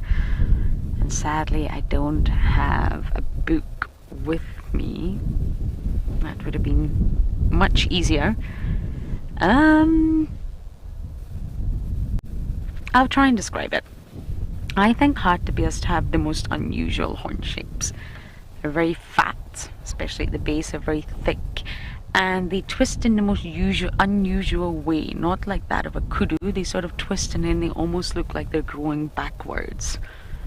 They also grow quite straight up and down, quite vertical, if that makes sense. Out of all the antelope species, I would possibly say that they have the most unusual one, in my opinion.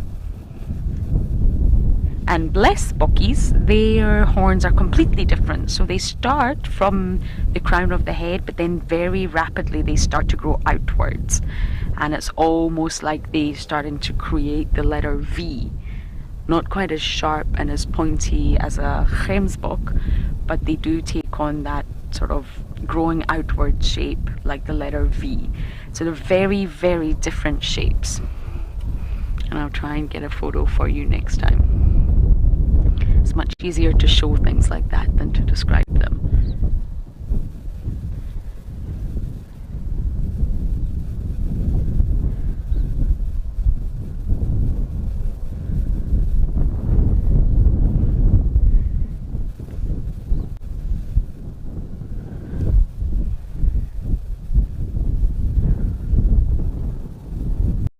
I don't see any blessbok, but they are very, very common here. They've rapidly made it to the #1 spot for me. I love them.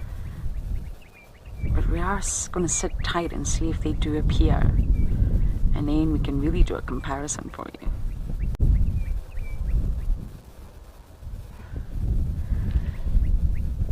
The kudu are walking past the wildebeest. Let's watch this.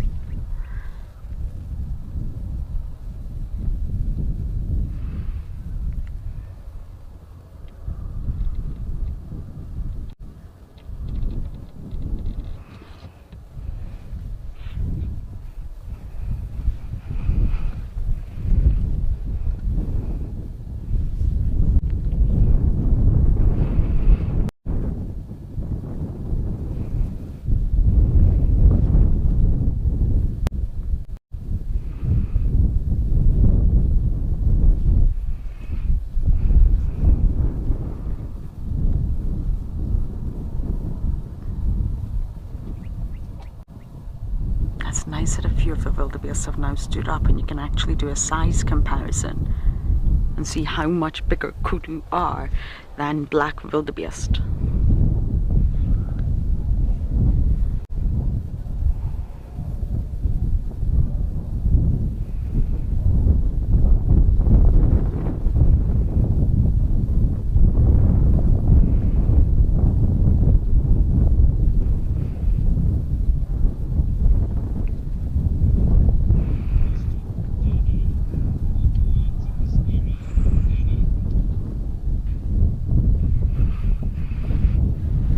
Danny, yes, there are lions in this area.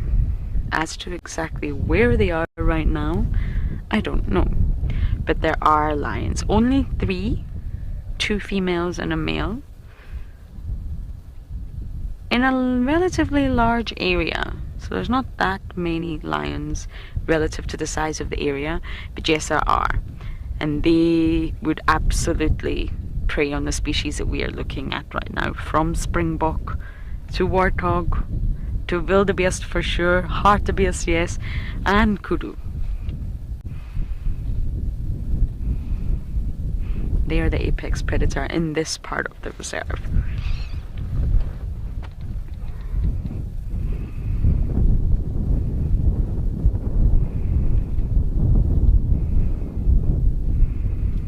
And these sort of species that we're looking at right now know exactly who the enemy is and who to look out for and who at the end of the day is going to eat them.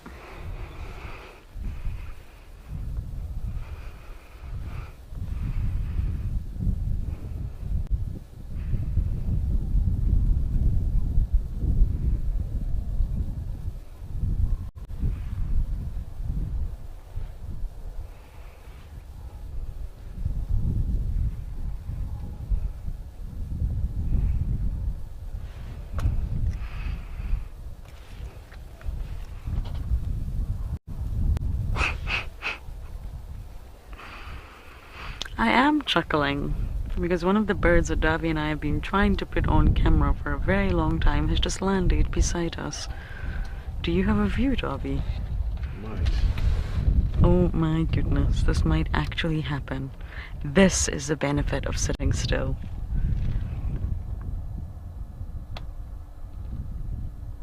Have you got him?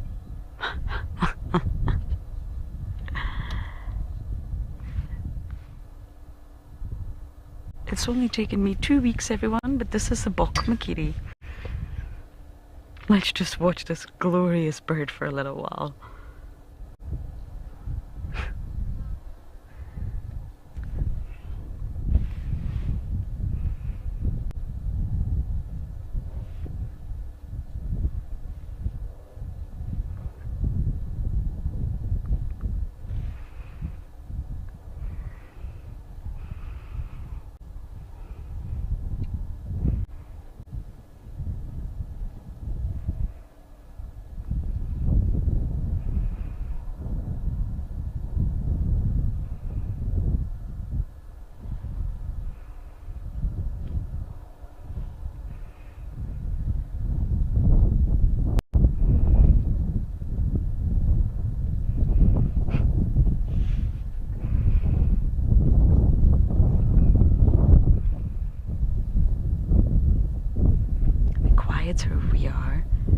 the longer the bird is most likely to stay. So that's why we're just going to stay quiet for now and just enjoy this.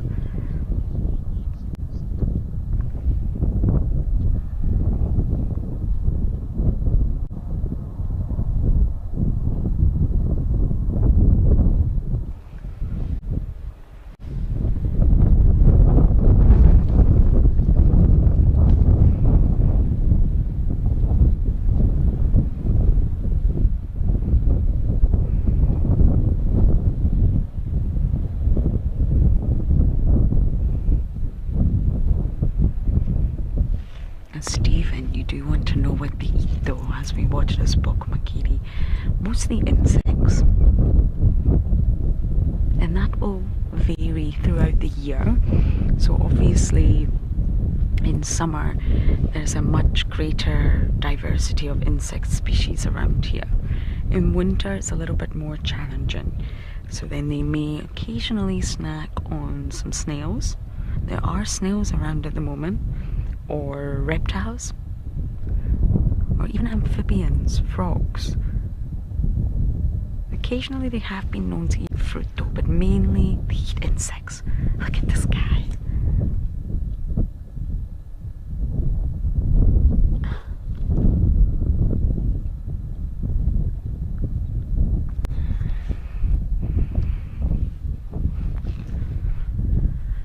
Well, I literally can't believe that.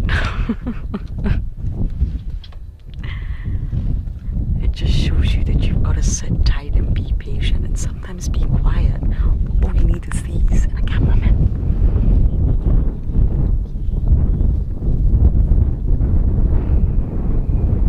Okay, we're going to sit tight here, see what else comes. You never know. But I think let's go and see what's happening in Okukuyu with Ralph.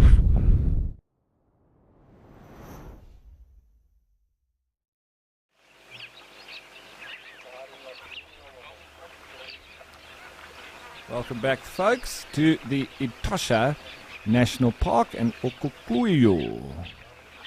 And there's a whole lot more animals that are starting to stream in, adding to the springbok, gemsbok or oryx, zebra. You can hear the crow squawking in the background.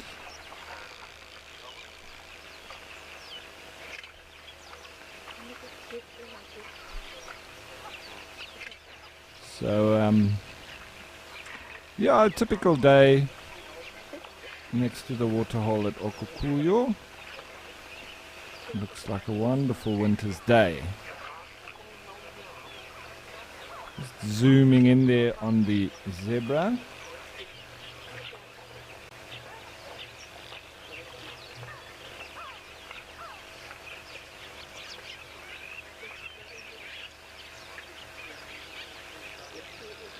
I've got some photographs of zebra at this Okukuyu waterhole. Absolutely stunning when you've got, 20 to 30 zebra all in a line drinking just like that.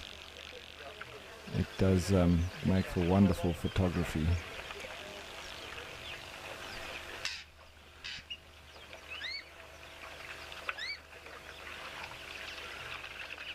There's some kudu also walking in the background. Nice sightings there in Amakhala.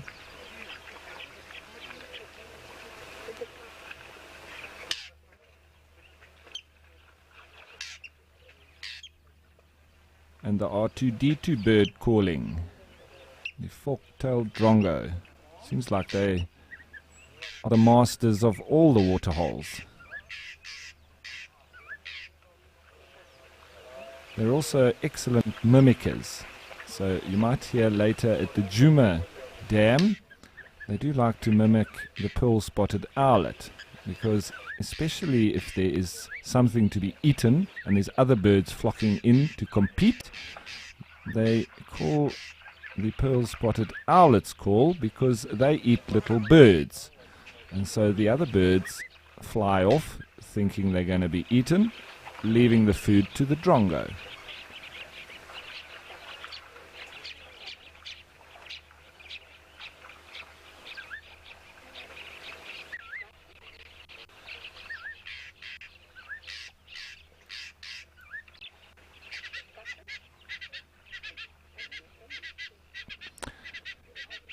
And if you ask me, the king of antelope and all beasts not predators next to the waterhole is the oryx or the gemsbok.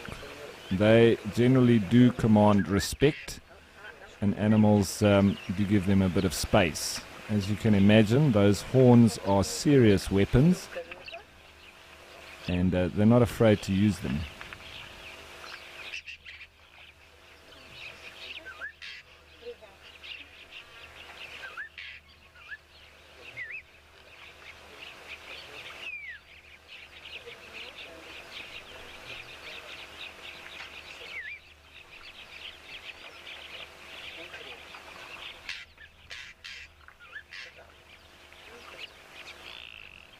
I'm going to zoom out a little bit more and just get a bigger picture of who exactly is in the area. I can see springbok, oryx, blue wildebeest, zebra. So at this waterhole, you just sometimes don't even know where to look. There's so much happening.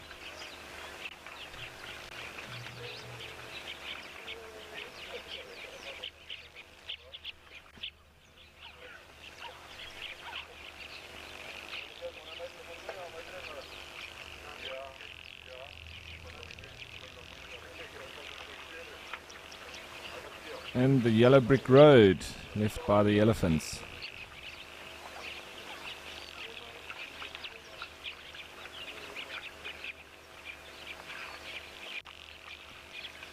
I'll do a bit of scanning.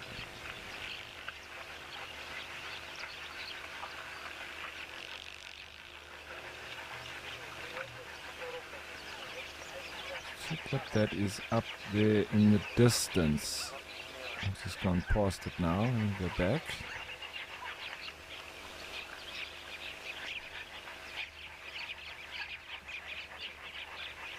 More wildebeest.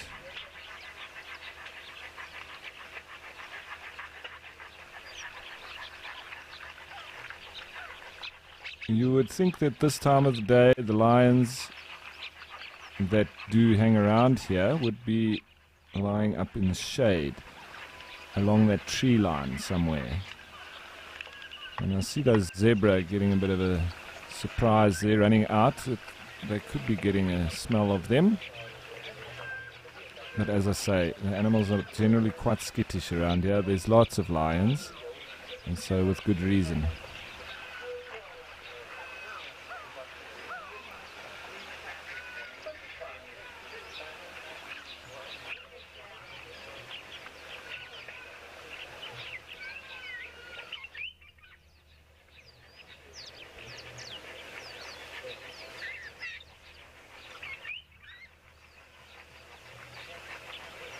So once again, please don't forget to send us through your questions and your comments to wildearth.tv/questions, or just scan the QR code at the bottom of your screen.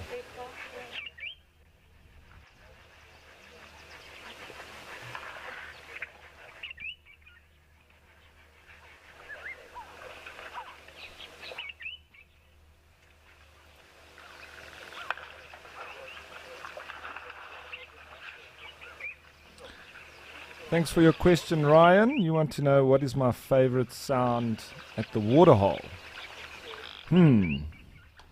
That's a good question. You know, when I used to come to this waterhole regularly with groups, I still do, but not as regularly as I did, and a lot in the campsite.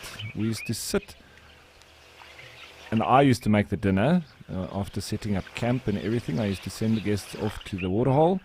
But I always used to get very excited when I could hear the sounds of elephants, which would generally be them passing wind. So it was like a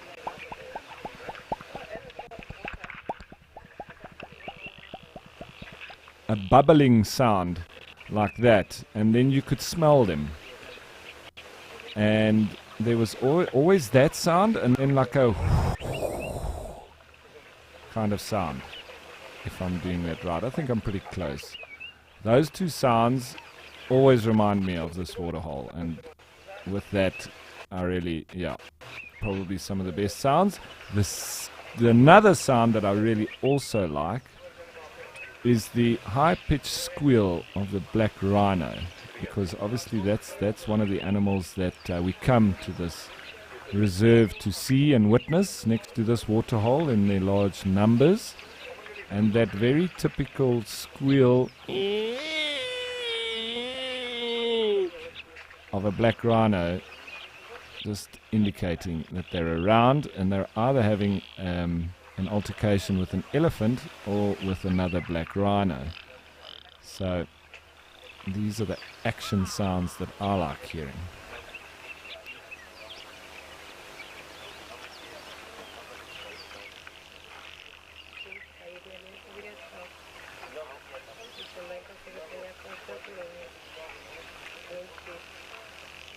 Okay, let's just take us out a little bit again to get a better overview of the area.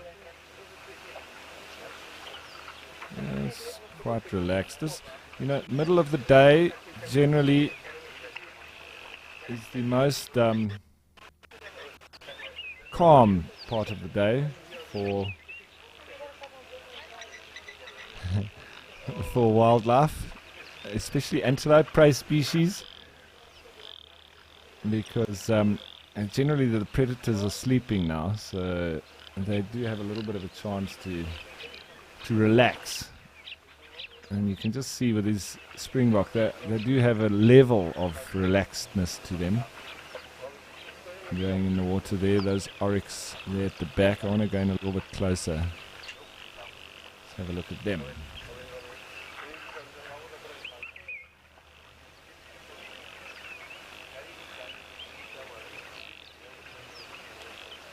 Now, if you have to say the best looking antelope, I'll ask that question myself. What are the best looking antelope? Could you get much better than that? An oryx? For me, they're like the royalty of antelope. They're just perfect. Their facial markings, their horns aren't skew and going in all sorts of different directions. They're perfect. They're straight, they're sharp, and they're very proud animals, I believe. So I would have to say the best dressed or the best looking antelope has to be an oryx.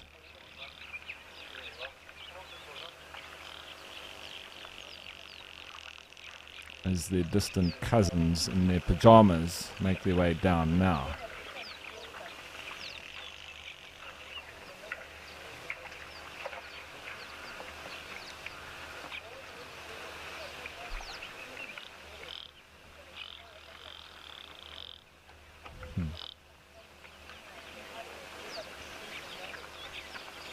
So like I said, always action at Okukuyo. You see how these zebra also just struggling a little bit with the rocks. But they're obviously quite used to it. It does trip them up a bit. The white calcrete rocks of Etosha.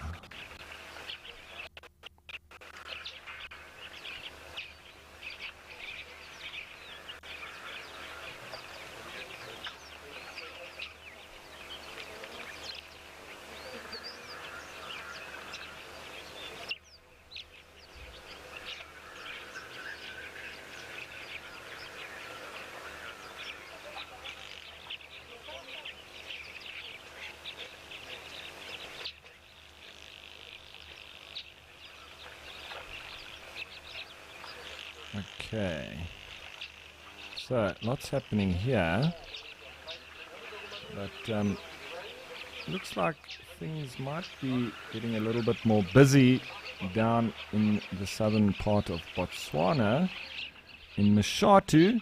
So let's go over there and have a look.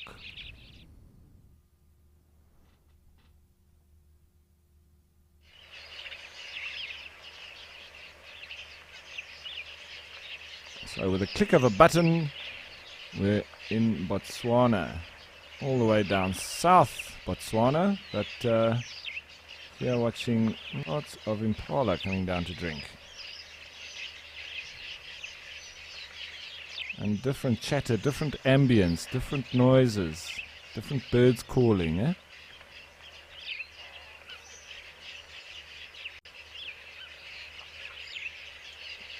That's quite a lot of impala.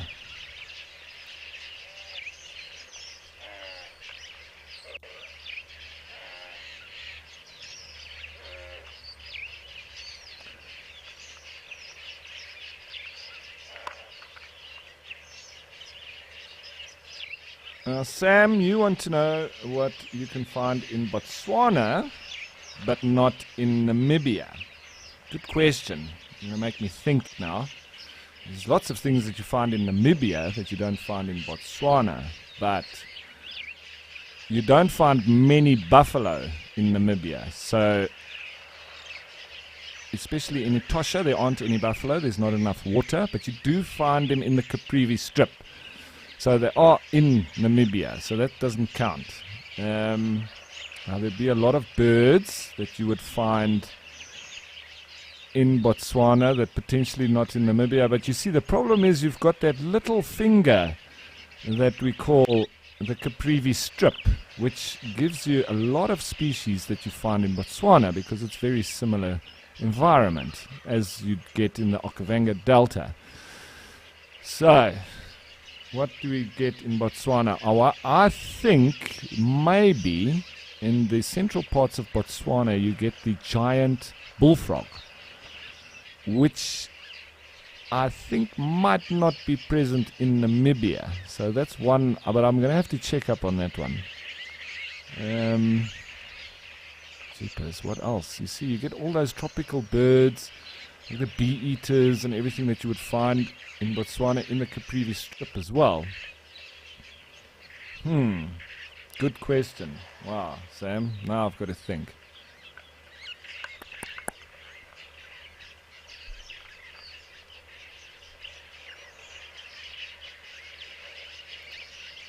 I'm going to be racking my brains now for the rest of the morning. Sam, put me off my game. But I'll find it. I'll find them. I'm sure there's quite a few. I'll keep thinking on that while we're watching these impala.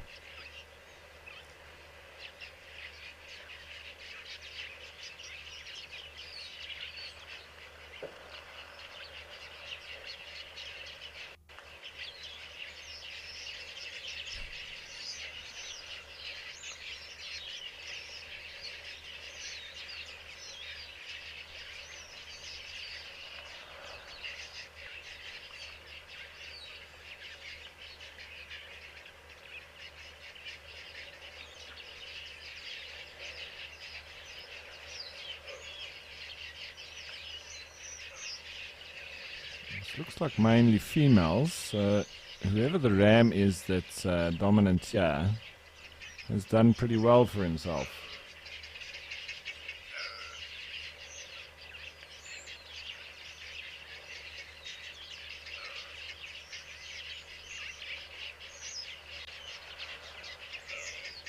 Try and get in a little bit closer.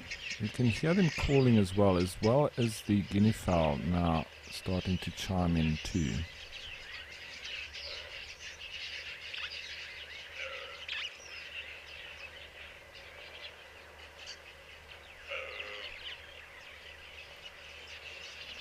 Very throat-like call with this contact calling with impala. They do use a sort of stomach and throat noises.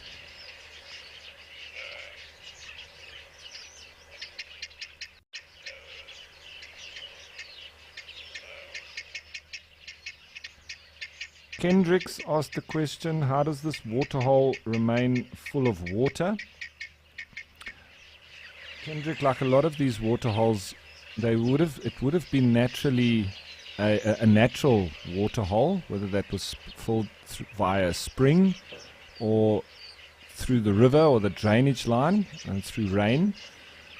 Because there are sort of protected areas now and the animals aren't allowed to or aren't able to migrate to areas where they'd find water in the dry season, they keep them supplemented.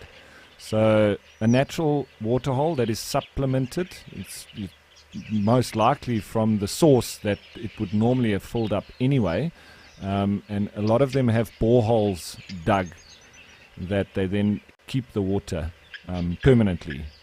mostly for the benefit of the animals, because they're not able to move the massive distances that they were able to in times gone by.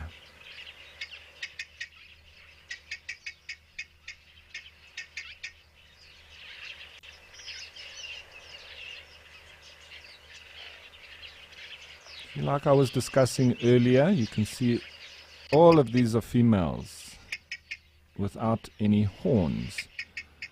With impala, only the males have horns, unlike the oryx that we were watching in Okukuyu.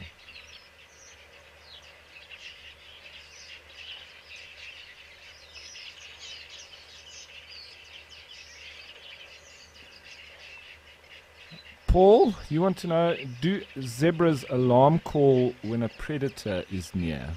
Yes, Paul, they do.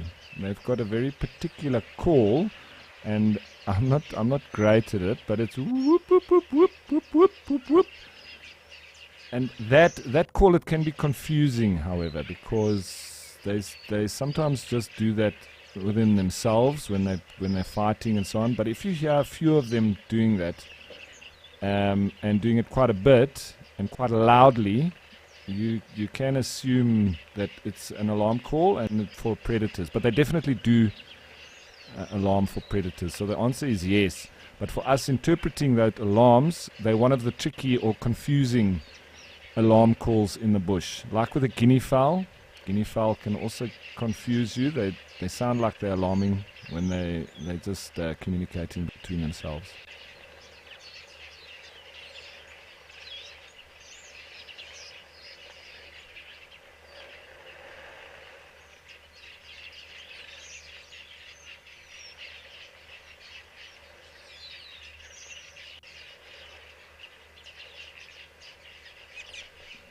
Now, Peter, good question you've got there. Are trees in Mashatu keeping hydrated? Now, these trees are quite similar to that one that we saw just to the left of Okukuyu waterhole. It's the camel thorn, and a lot of these acacias are very similar. They've got a massive taproot that, according to some references that I've seen, they can go down to about 100 meters into the ground. And it's quite fascinating in Botswana, in the arid parts, as well as in Namibia, in the very desert areas. You'll see where there's underground water, where these trees exist. And they are strewn all the way in a line according to the underground water source. Whether that be a drainage line or a well, artesian well underneath the water, underneath the ground. And they tap into that. So yes, they are keeping hydrated. You can see by the leaves that they're on them, they're very healthy. And they're into that underground water source. So they generally germinate and grow, as a young plant when there is sufficient water around. And that would have to get them through the times for them to get their massive taproot growing and down into that water source. Once they're down there, then they can live for hundreds of years. So, but good question, because it's such an arid part of the country, you wouldn't think there's much water for the trees that are living here now. But they are getting into that underground water source.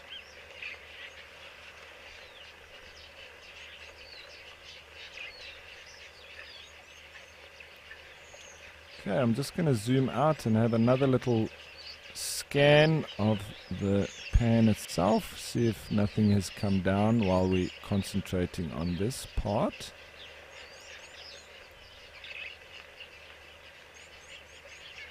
If my controls will play along.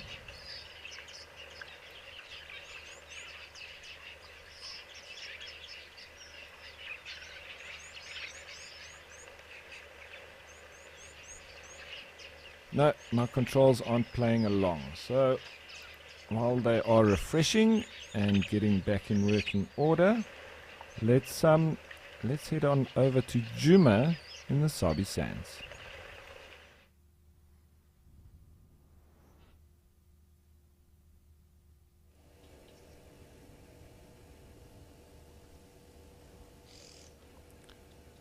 So back to the place of the lazy hippos. We often see the little lilac-breasted roller sitting on that branch, but it can also be a branch for any kind of bird. The drongos use it too. Dead trees are very important.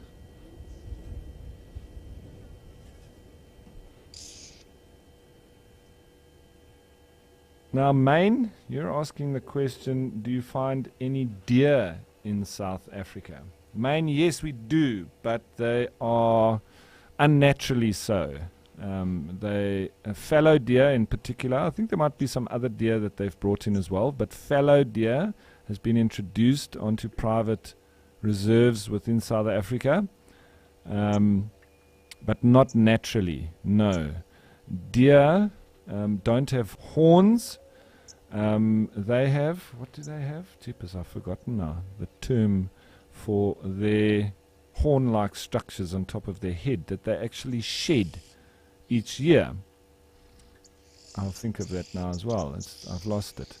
But yeah, in Africa we have animals or antelope with horns, and they don't shed them. They're actually a bony extension of the skull, so they don't drop them off like the deer do in the northern climates.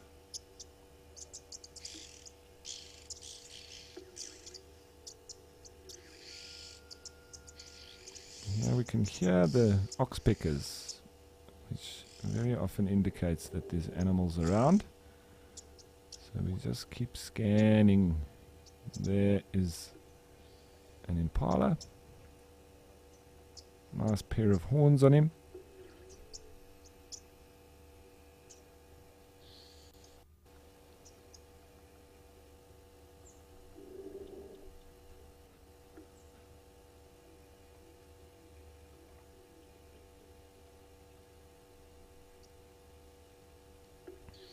So you see impala generally not alone, either in bachelor herds or in breeding groups. But this looks like a male in his prime, so he probably has established himself some sort of dominance, and now he's hoping that he could get himself a group of females. So that is the time when you find him on their own. Oh, maybe he's not on his own. There we go.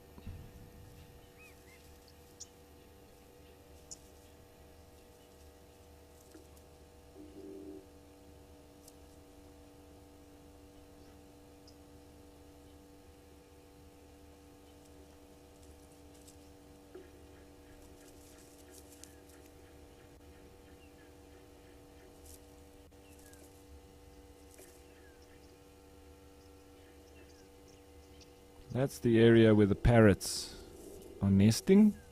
Just always check in there, because very often they are out and we can watch them.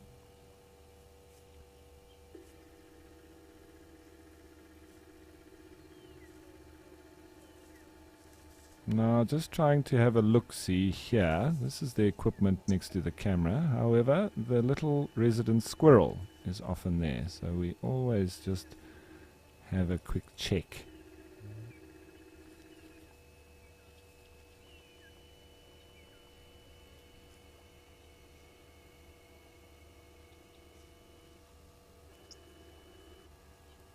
Now, Willow, you want to know, how are drongo birds different from jacanas? Well, there's quite a number of differences between the two. Jacanas, they are water dwellers. They like to stay on the water, and they've got massive, well, not massive, but very long toes, so that they can run on the water plants, like the hyacinth or the lily pads or anything that is presented as grass or water plants. They can move on top of that. They nest on top of the water, and they spend their life predominantly in fresh water. Drongos, however, spend their time flying from branch to branch, catching insects and mimicking other birds, and basically being like the jackals or something to that effect of the sky, because drongos can be seen chasing birds of prey whenever they're around, and they can also be chasing other birds away from a food source. They're just literally not scared of anything. So I would, maybe not a jackal, maybe more so a honey badger.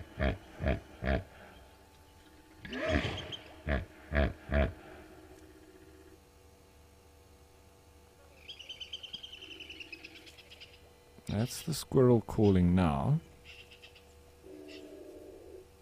A squirrel being another of the confusing alarm calls, because squirrels can indicate with that kind of call, if he continues with it, it means there's something there. But it could literally mean that there's a bird of prey, there's a snake, there's, you know, a jackal. It could mean any one of those little guys that is a predator for the squirrel, but not too interesting for us when we're looking for big predators such as lions and leopard.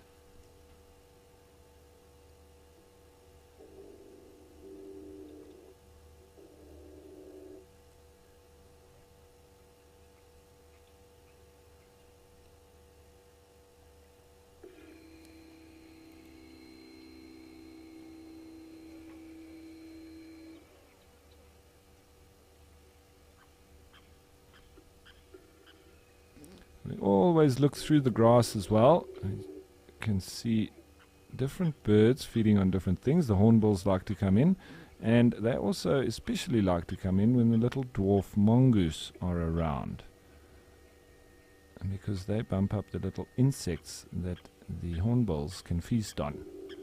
So another one of those animals that like to move together.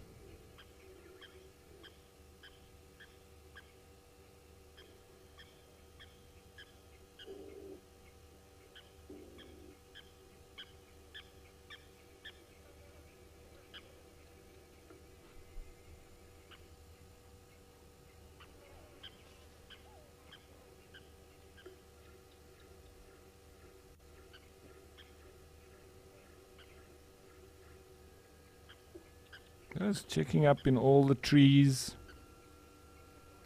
Never know when there's a bird of prey.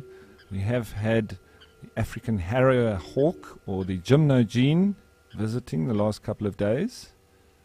We even had it caught a little frog and it ate it right underneath the camera. So we had an awesome close-up view of it dismembering and eating the little frog that he caught. And then he went on to try and get into some of the nests and things in the trees, but it didn't seem like he was too successful. And the little squirrel, the resident, he did not keep quiet the entire time. He was very unhappy, as you can imagine.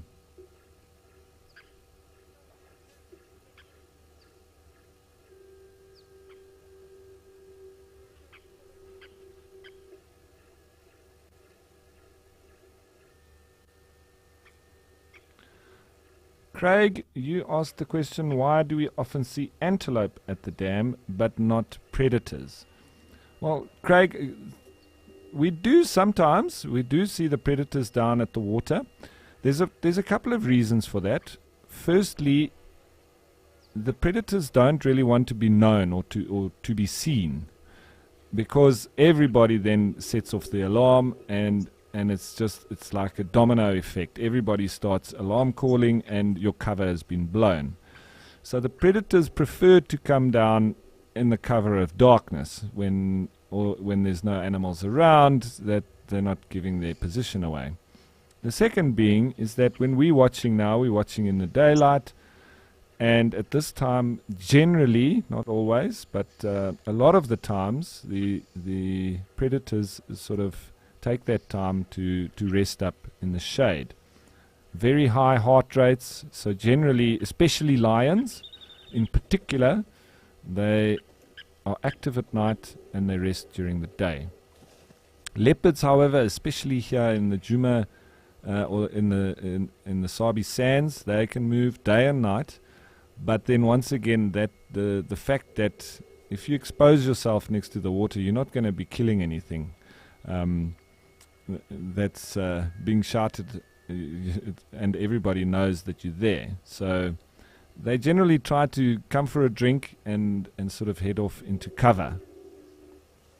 So that's why we don't see as many predators as we would like drinking, and when we do see them, it's quite fleeting because they're trying to maintain their cover. It's like a secret agent that's trying to keep hidden.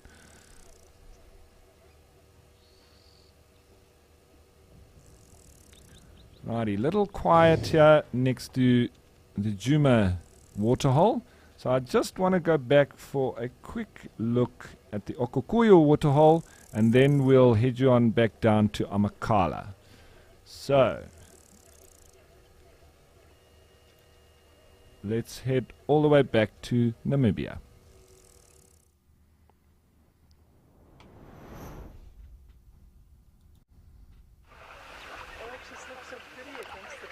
I didn't want to pass up the opportunity of seeing all these gemsbok that's in the water.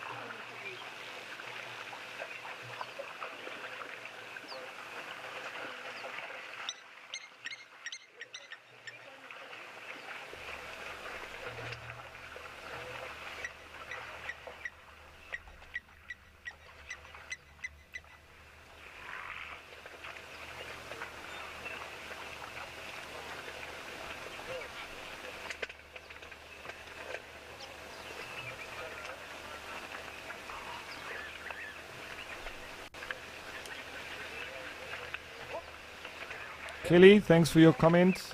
Massive antelope pool party. Yep, that's generally what happens here at Okukuyu, and I think it's also because it's not so deep that they all like to walk in the water to drink.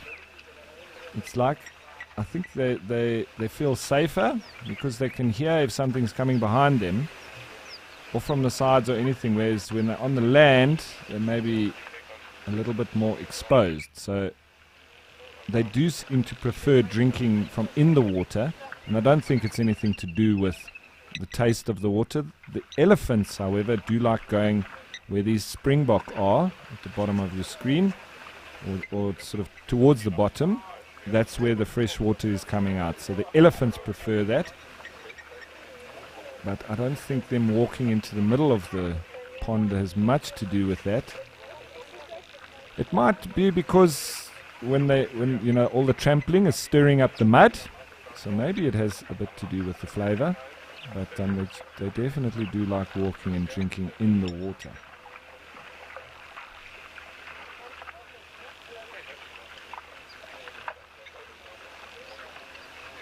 Yolanda, your question is, do any antelope ever shed their fur?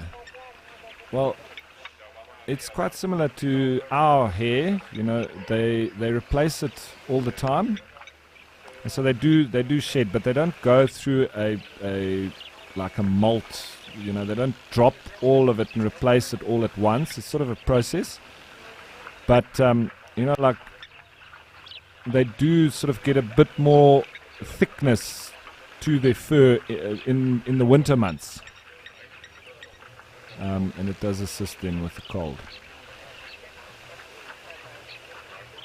So yeah, they do shed it, but not all at once, and over a continuous, or continuously. Lots of animals coming down now. Look at all of these wildebeest.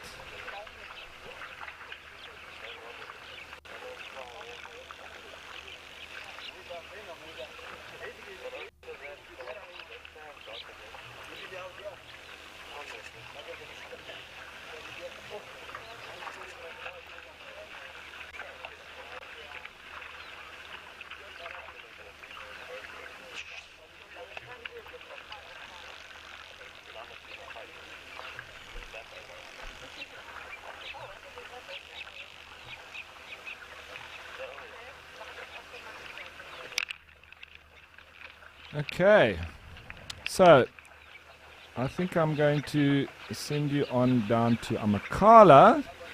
So from this wonderful pool party that we're having here with the springbok and the oryx and the zebra and the blue wildebeest, I'm going to send you on down to Lauren with the black wildebeest.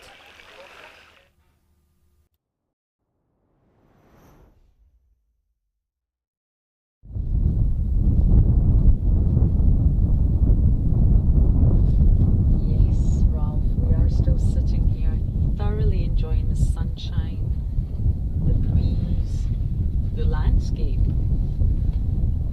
And again, it just shows you to sit still. That lovely Bokmakiri sighting was fantastic. It was so worth it.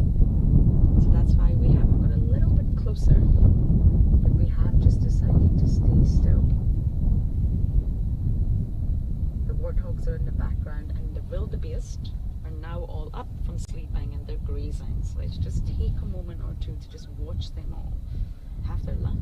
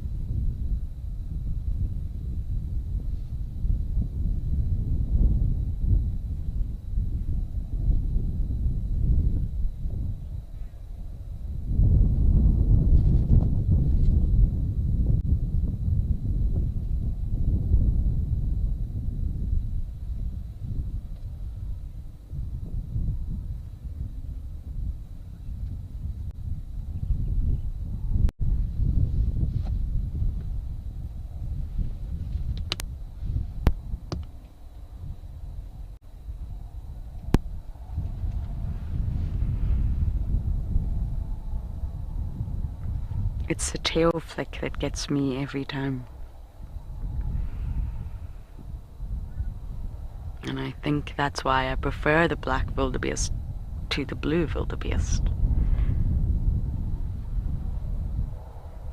This is a very productive part of the reserve, but I just want Davi to show you the backdrop we have here and what we're really looking at on Amakhala.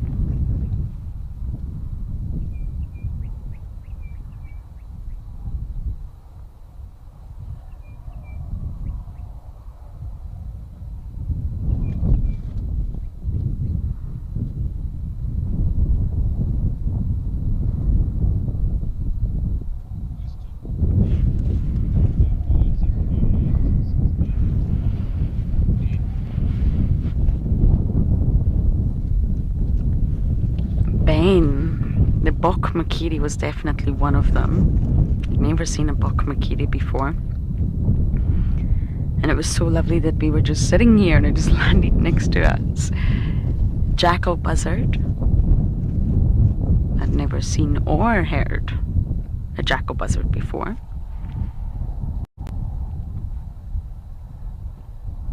I have seen pale-chants and goshawks before, but not spent so much time with them. Same with pied crows.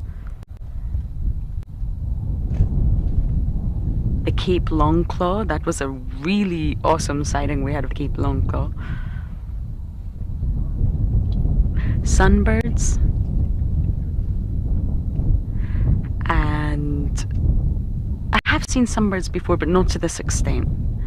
And Makala's quite famous for sunbirds because of the aloes that they have here that flower in winter, providing nectar to these animals that need food in the winter when everything else is so sparse. So Ben, I think that's sort of the top. The secretary birds, again, I have seen them before, but we saw them nesting the other day. Now that is special.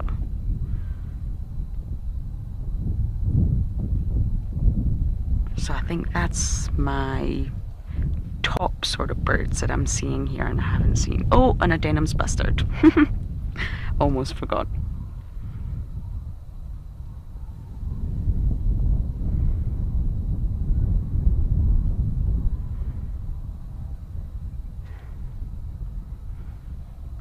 But I think if I just sit quietly for a moment, you can hear the birds calling. Yes, you'll hear the wind. But it's just such a lovely, lovely sound to listen to the chorus of all the different birds.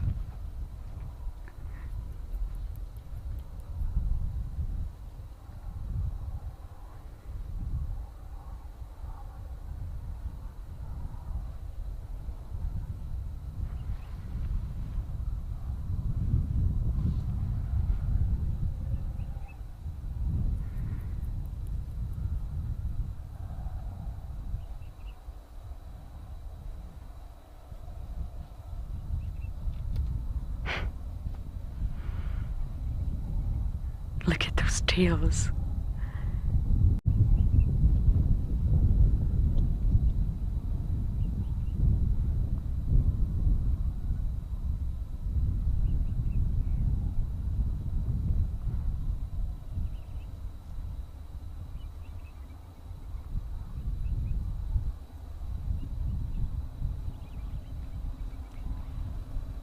Where are you going? Oh look, everybody's moving. Let's just watch, see where they go. Why are they leaving this area?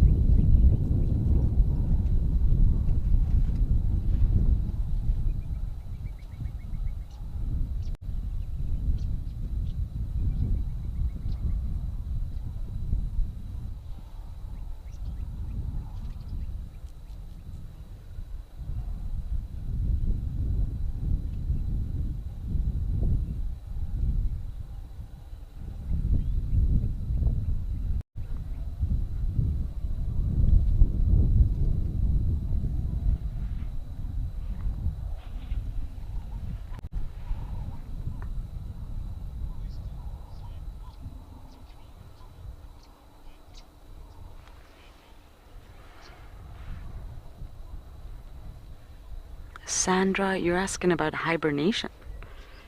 And believe it or not, it is winter right now here in South Africa. July is peak winter month. And oh boy, it's cold at night time. But what we're experiencing right now, along with all the animals around us, is quite a pleasant sunny day.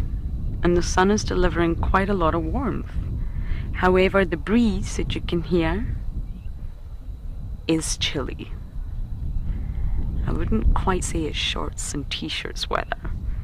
So it is winter, but it's not that cold enough to hibernate. So many organisms will sort of shift their patterns, so they'll maybe come out a little bit earlier if they're nocturnal, or they'll spend a little bit more time in the sun just to warm up and get vitamin D. So there'll be small little shifts in their behavioral patterns, but not hibernation. Some animals, like your frogs and reptiles, will estivate. So it's also a state of torpor, but it's not as sort of robust or as deep as hibernation. So none of the antelopes that you're asking about will.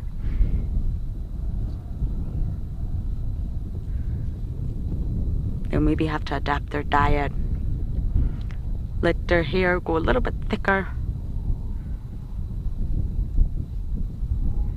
But hibernation, no. I'm just scanning to see if we can see any other animals around.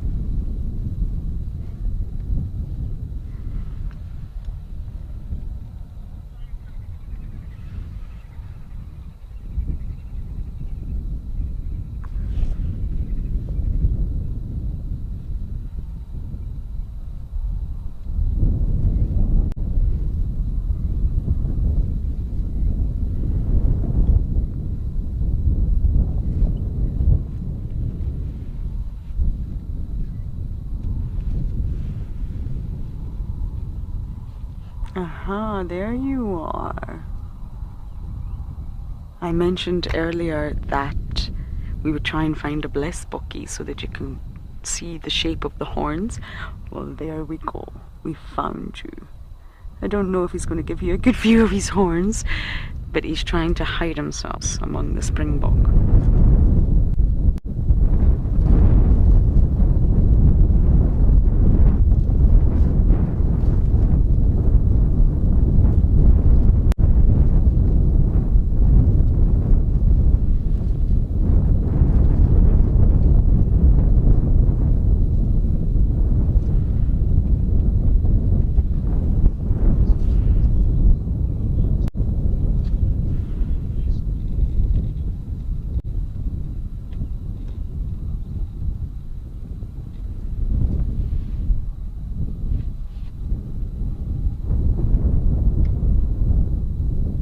Tyler, you're asking about the blesbok. I'm not sure if we still have visual, but you want to know the difference between male and female. To be honest, to the naked eye from far away, it's very difficult to tell. It's very tricky. They both do have horns. So for example, impala, when you see impala, the rams have big, huge horns, quite magnificent horns, and the females do not. So immediately it's so easy to see the difference. But blesbok, like we have over there, it's a little bit tricky because they both do have horns. So that's where you really need to see them next to each other, and you need to look at them to compare the differences. Now, Tyler, sometimes it's just easy to look at the genitalia. Well, that sounds a little bit vulgar, but it's easy. You're going to get a quick, instant answer that way. You just need to have a good look. There's a slightly different shape to the horns, but it's very, very slight. And the female horns are somewhat shorter, if you like, and thinner. So you would need to see them standing right next to each other to understand those differences. So the differences between them are very, very slight, but there definitely are differences between male and female.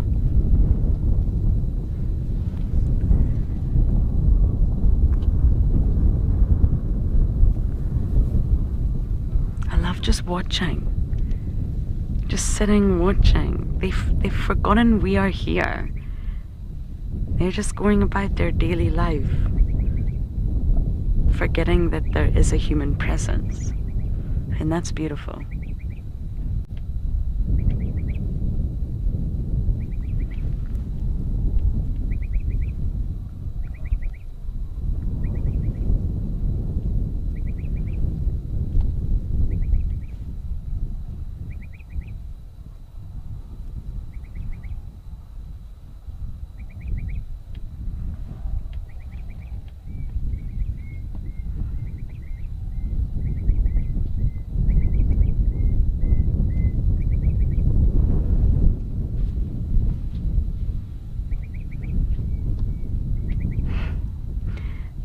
The wildebeest look like they're having great fun. Let's watch them.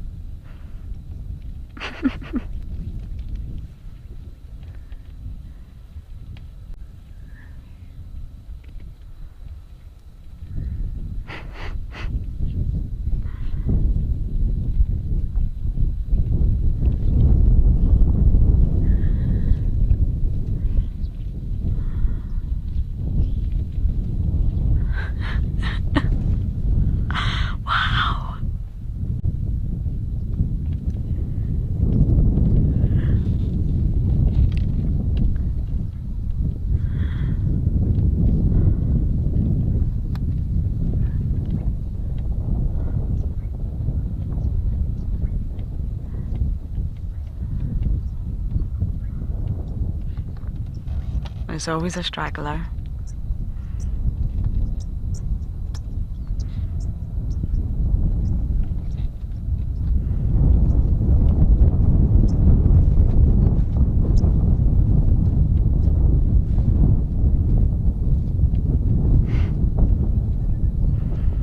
Wasn't that lovely?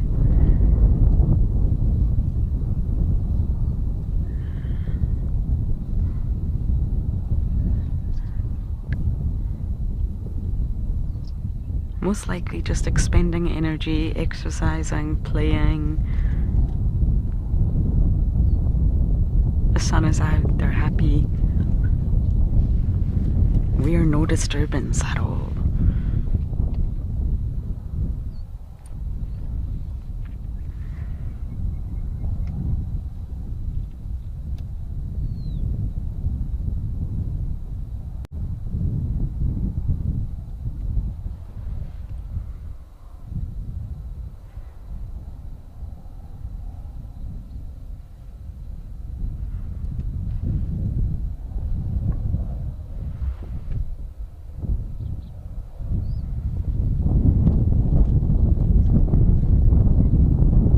Conga line is back. Oh my goodness.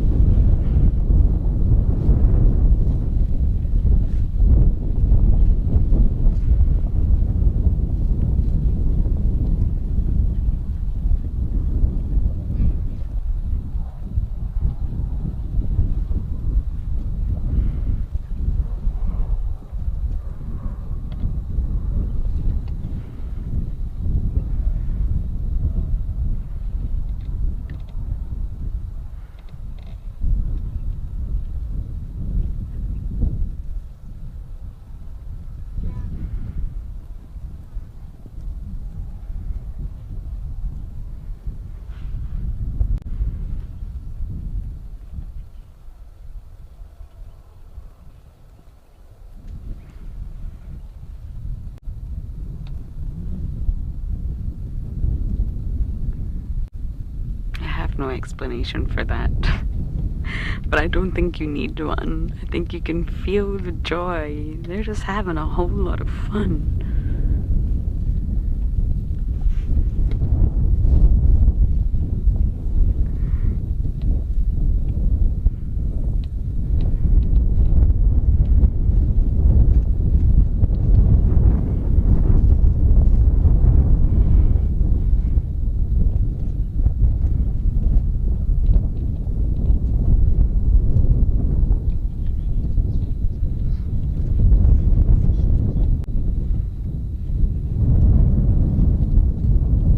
Glad we got to sit and share that with you all. That's what escaping to nature is all about.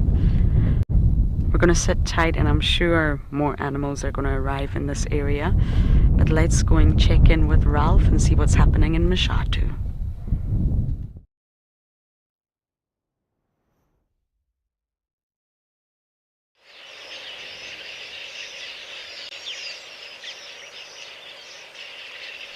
Well, it sounds like there was lots of activity there in Amakhala.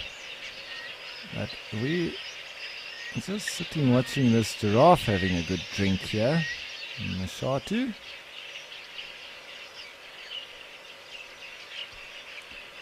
Still being serenaded by the guinea fowl.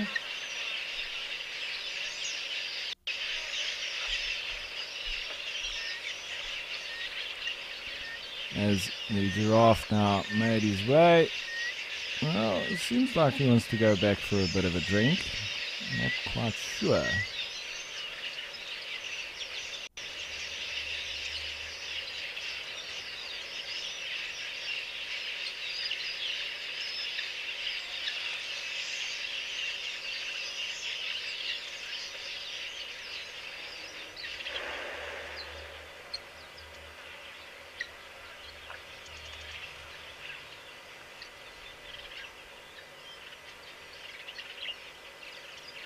The ever-nervous giraffe.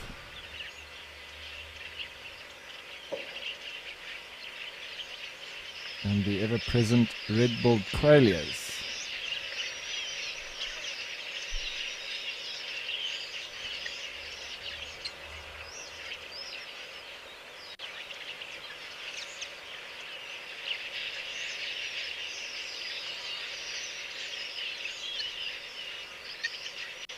Big difference between the ambient sounds at the different waterholes. Reasonably quiet at Djuma. Got the obvious fork-tailed drongos calling quite a lot with the squirrels, but in comparison to Mashatu, it pales in comparison because it's just so noisy. Mainly down to these red-billed quailias that are present right next to the water. As we watch that giraffe drift off, I think let's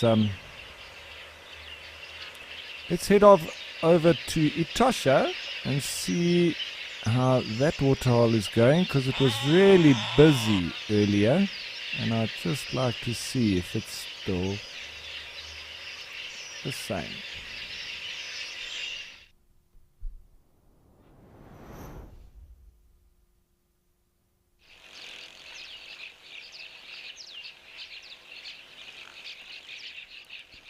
It's thinned out a little bit, but there are still some springbok coming in.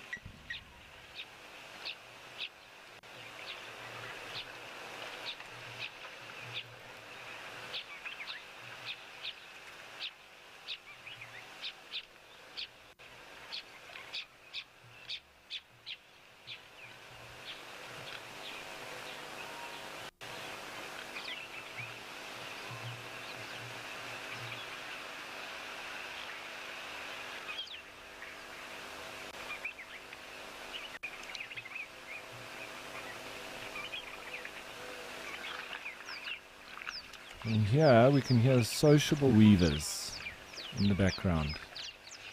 The largest nest builders in the world.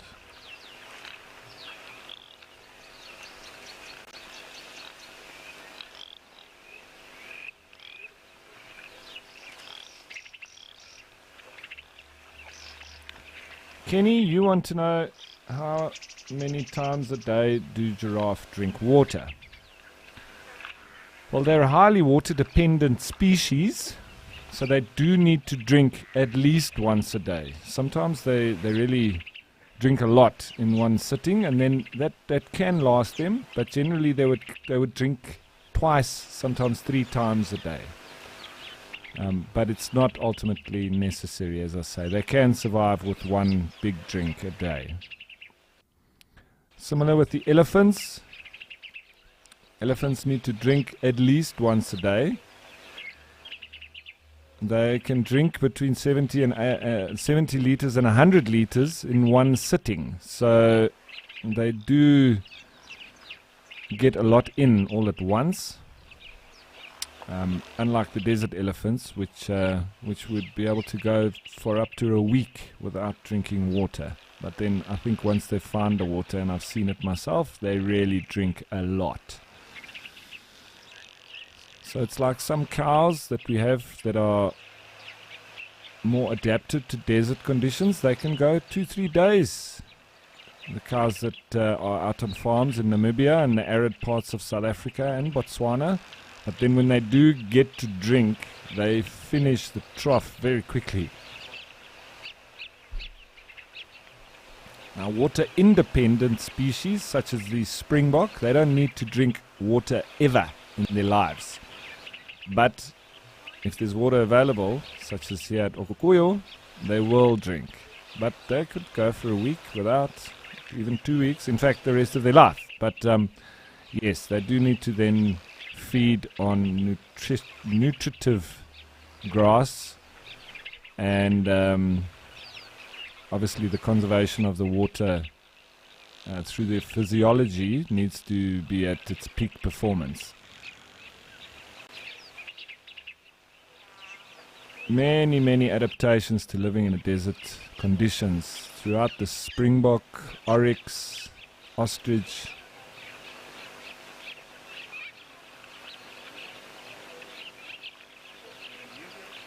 So they've even got specific blood vessels in the nose, both the springbok, the oryx, and I'm pretty sure the ostrich as well, but that one I haven't confirmed. That when they breathe, it cools the blood to the brain, because obviously living in these extremely hot environments, that's one of the things that they obviously need to be concerned with, is keeping their core temperature cool, and especially the brain. Otherwise you cook the brain, you're dead. It's like having a fever but without being sick. And the white stomachs, reflecting the heat back off the ground. And then the conservation of water, H2O. Both species, all the desert species, they have extremely dry defecations. Most animals, including humans, when you defecate, it's got a high percentage of water. And the urination as well is where a big amount of water is wasted in most species that are not desert adapted. Humans, for instance, we urinate 80% water, 20% uric acid, whereas these desert adapted species are exactly the opposite. 20% water, 80% uric acid. So they hardly ever urinate, and when they do, it doesn't have much water in it. So they're keeping all that water, retaining it, and using it much better than the rest of us.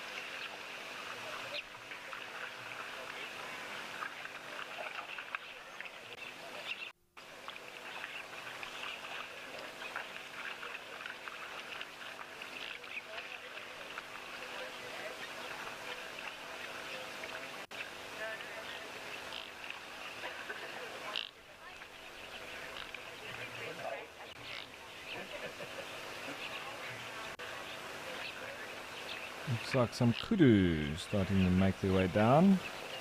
Nice little family unit there. So a couple of youngsters.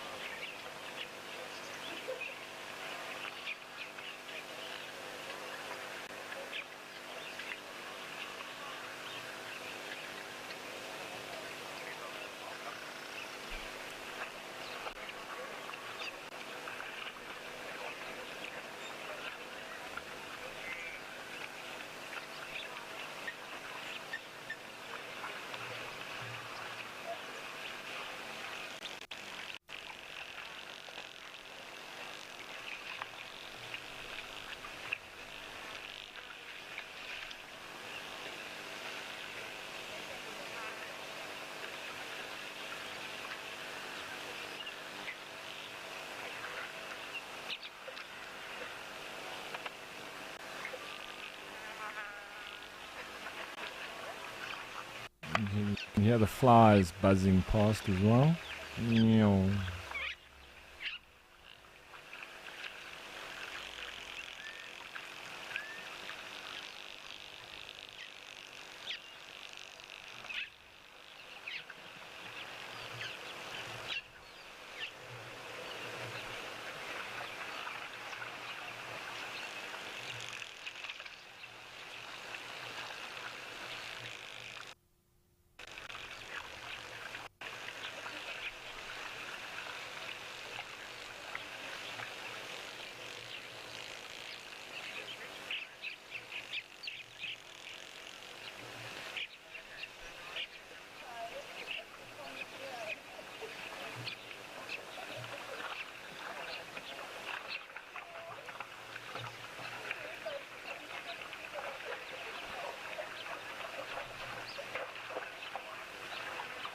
And the latest to join the pool party, some fresh faces in zebra. And they're coming streaming from every direction now. Kudu coming in from the left. Zebra just arrived. Oryx mulling around in the background. Wildebeest coming through too.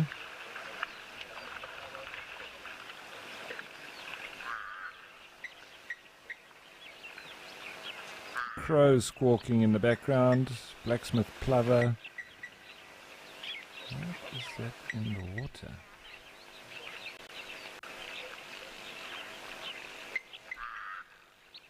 Who does it this right?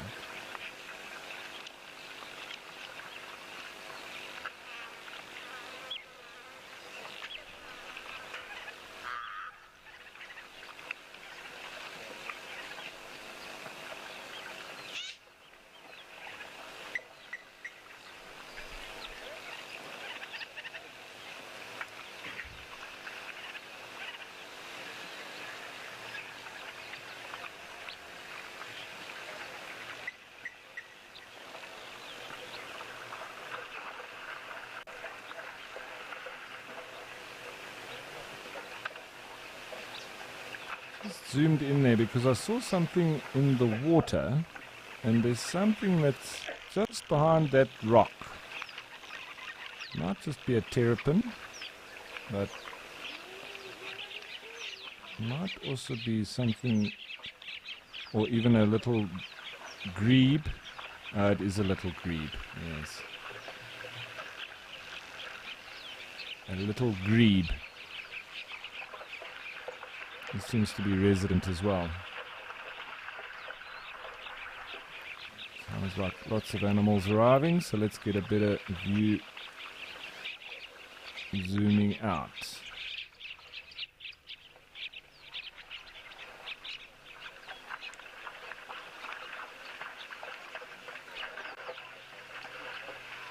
Sometimes there's a delay with my controls as we are sending it via different streaming links and whatnot. The technical part I don't know, but it does take a little bit of time sometimes, so just bear with me. These young springboks seem to think there's something potentially dangerous just in that little area there. They seem quite nervous, but I think it's just the running water.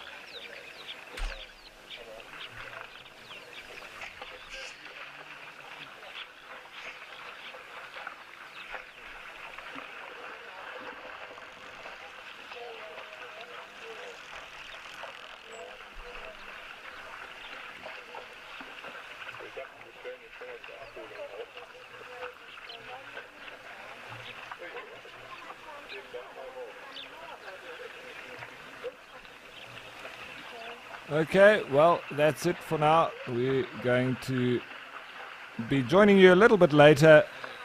For now, it's me, Ralph, saying goodbye.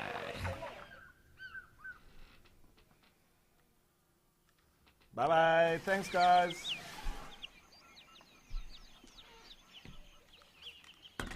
Sharp. That was good. So what does he say? Okay, so we're going to do another hour. I won't go into the afternoon show. We give myself an hour to get Bond working.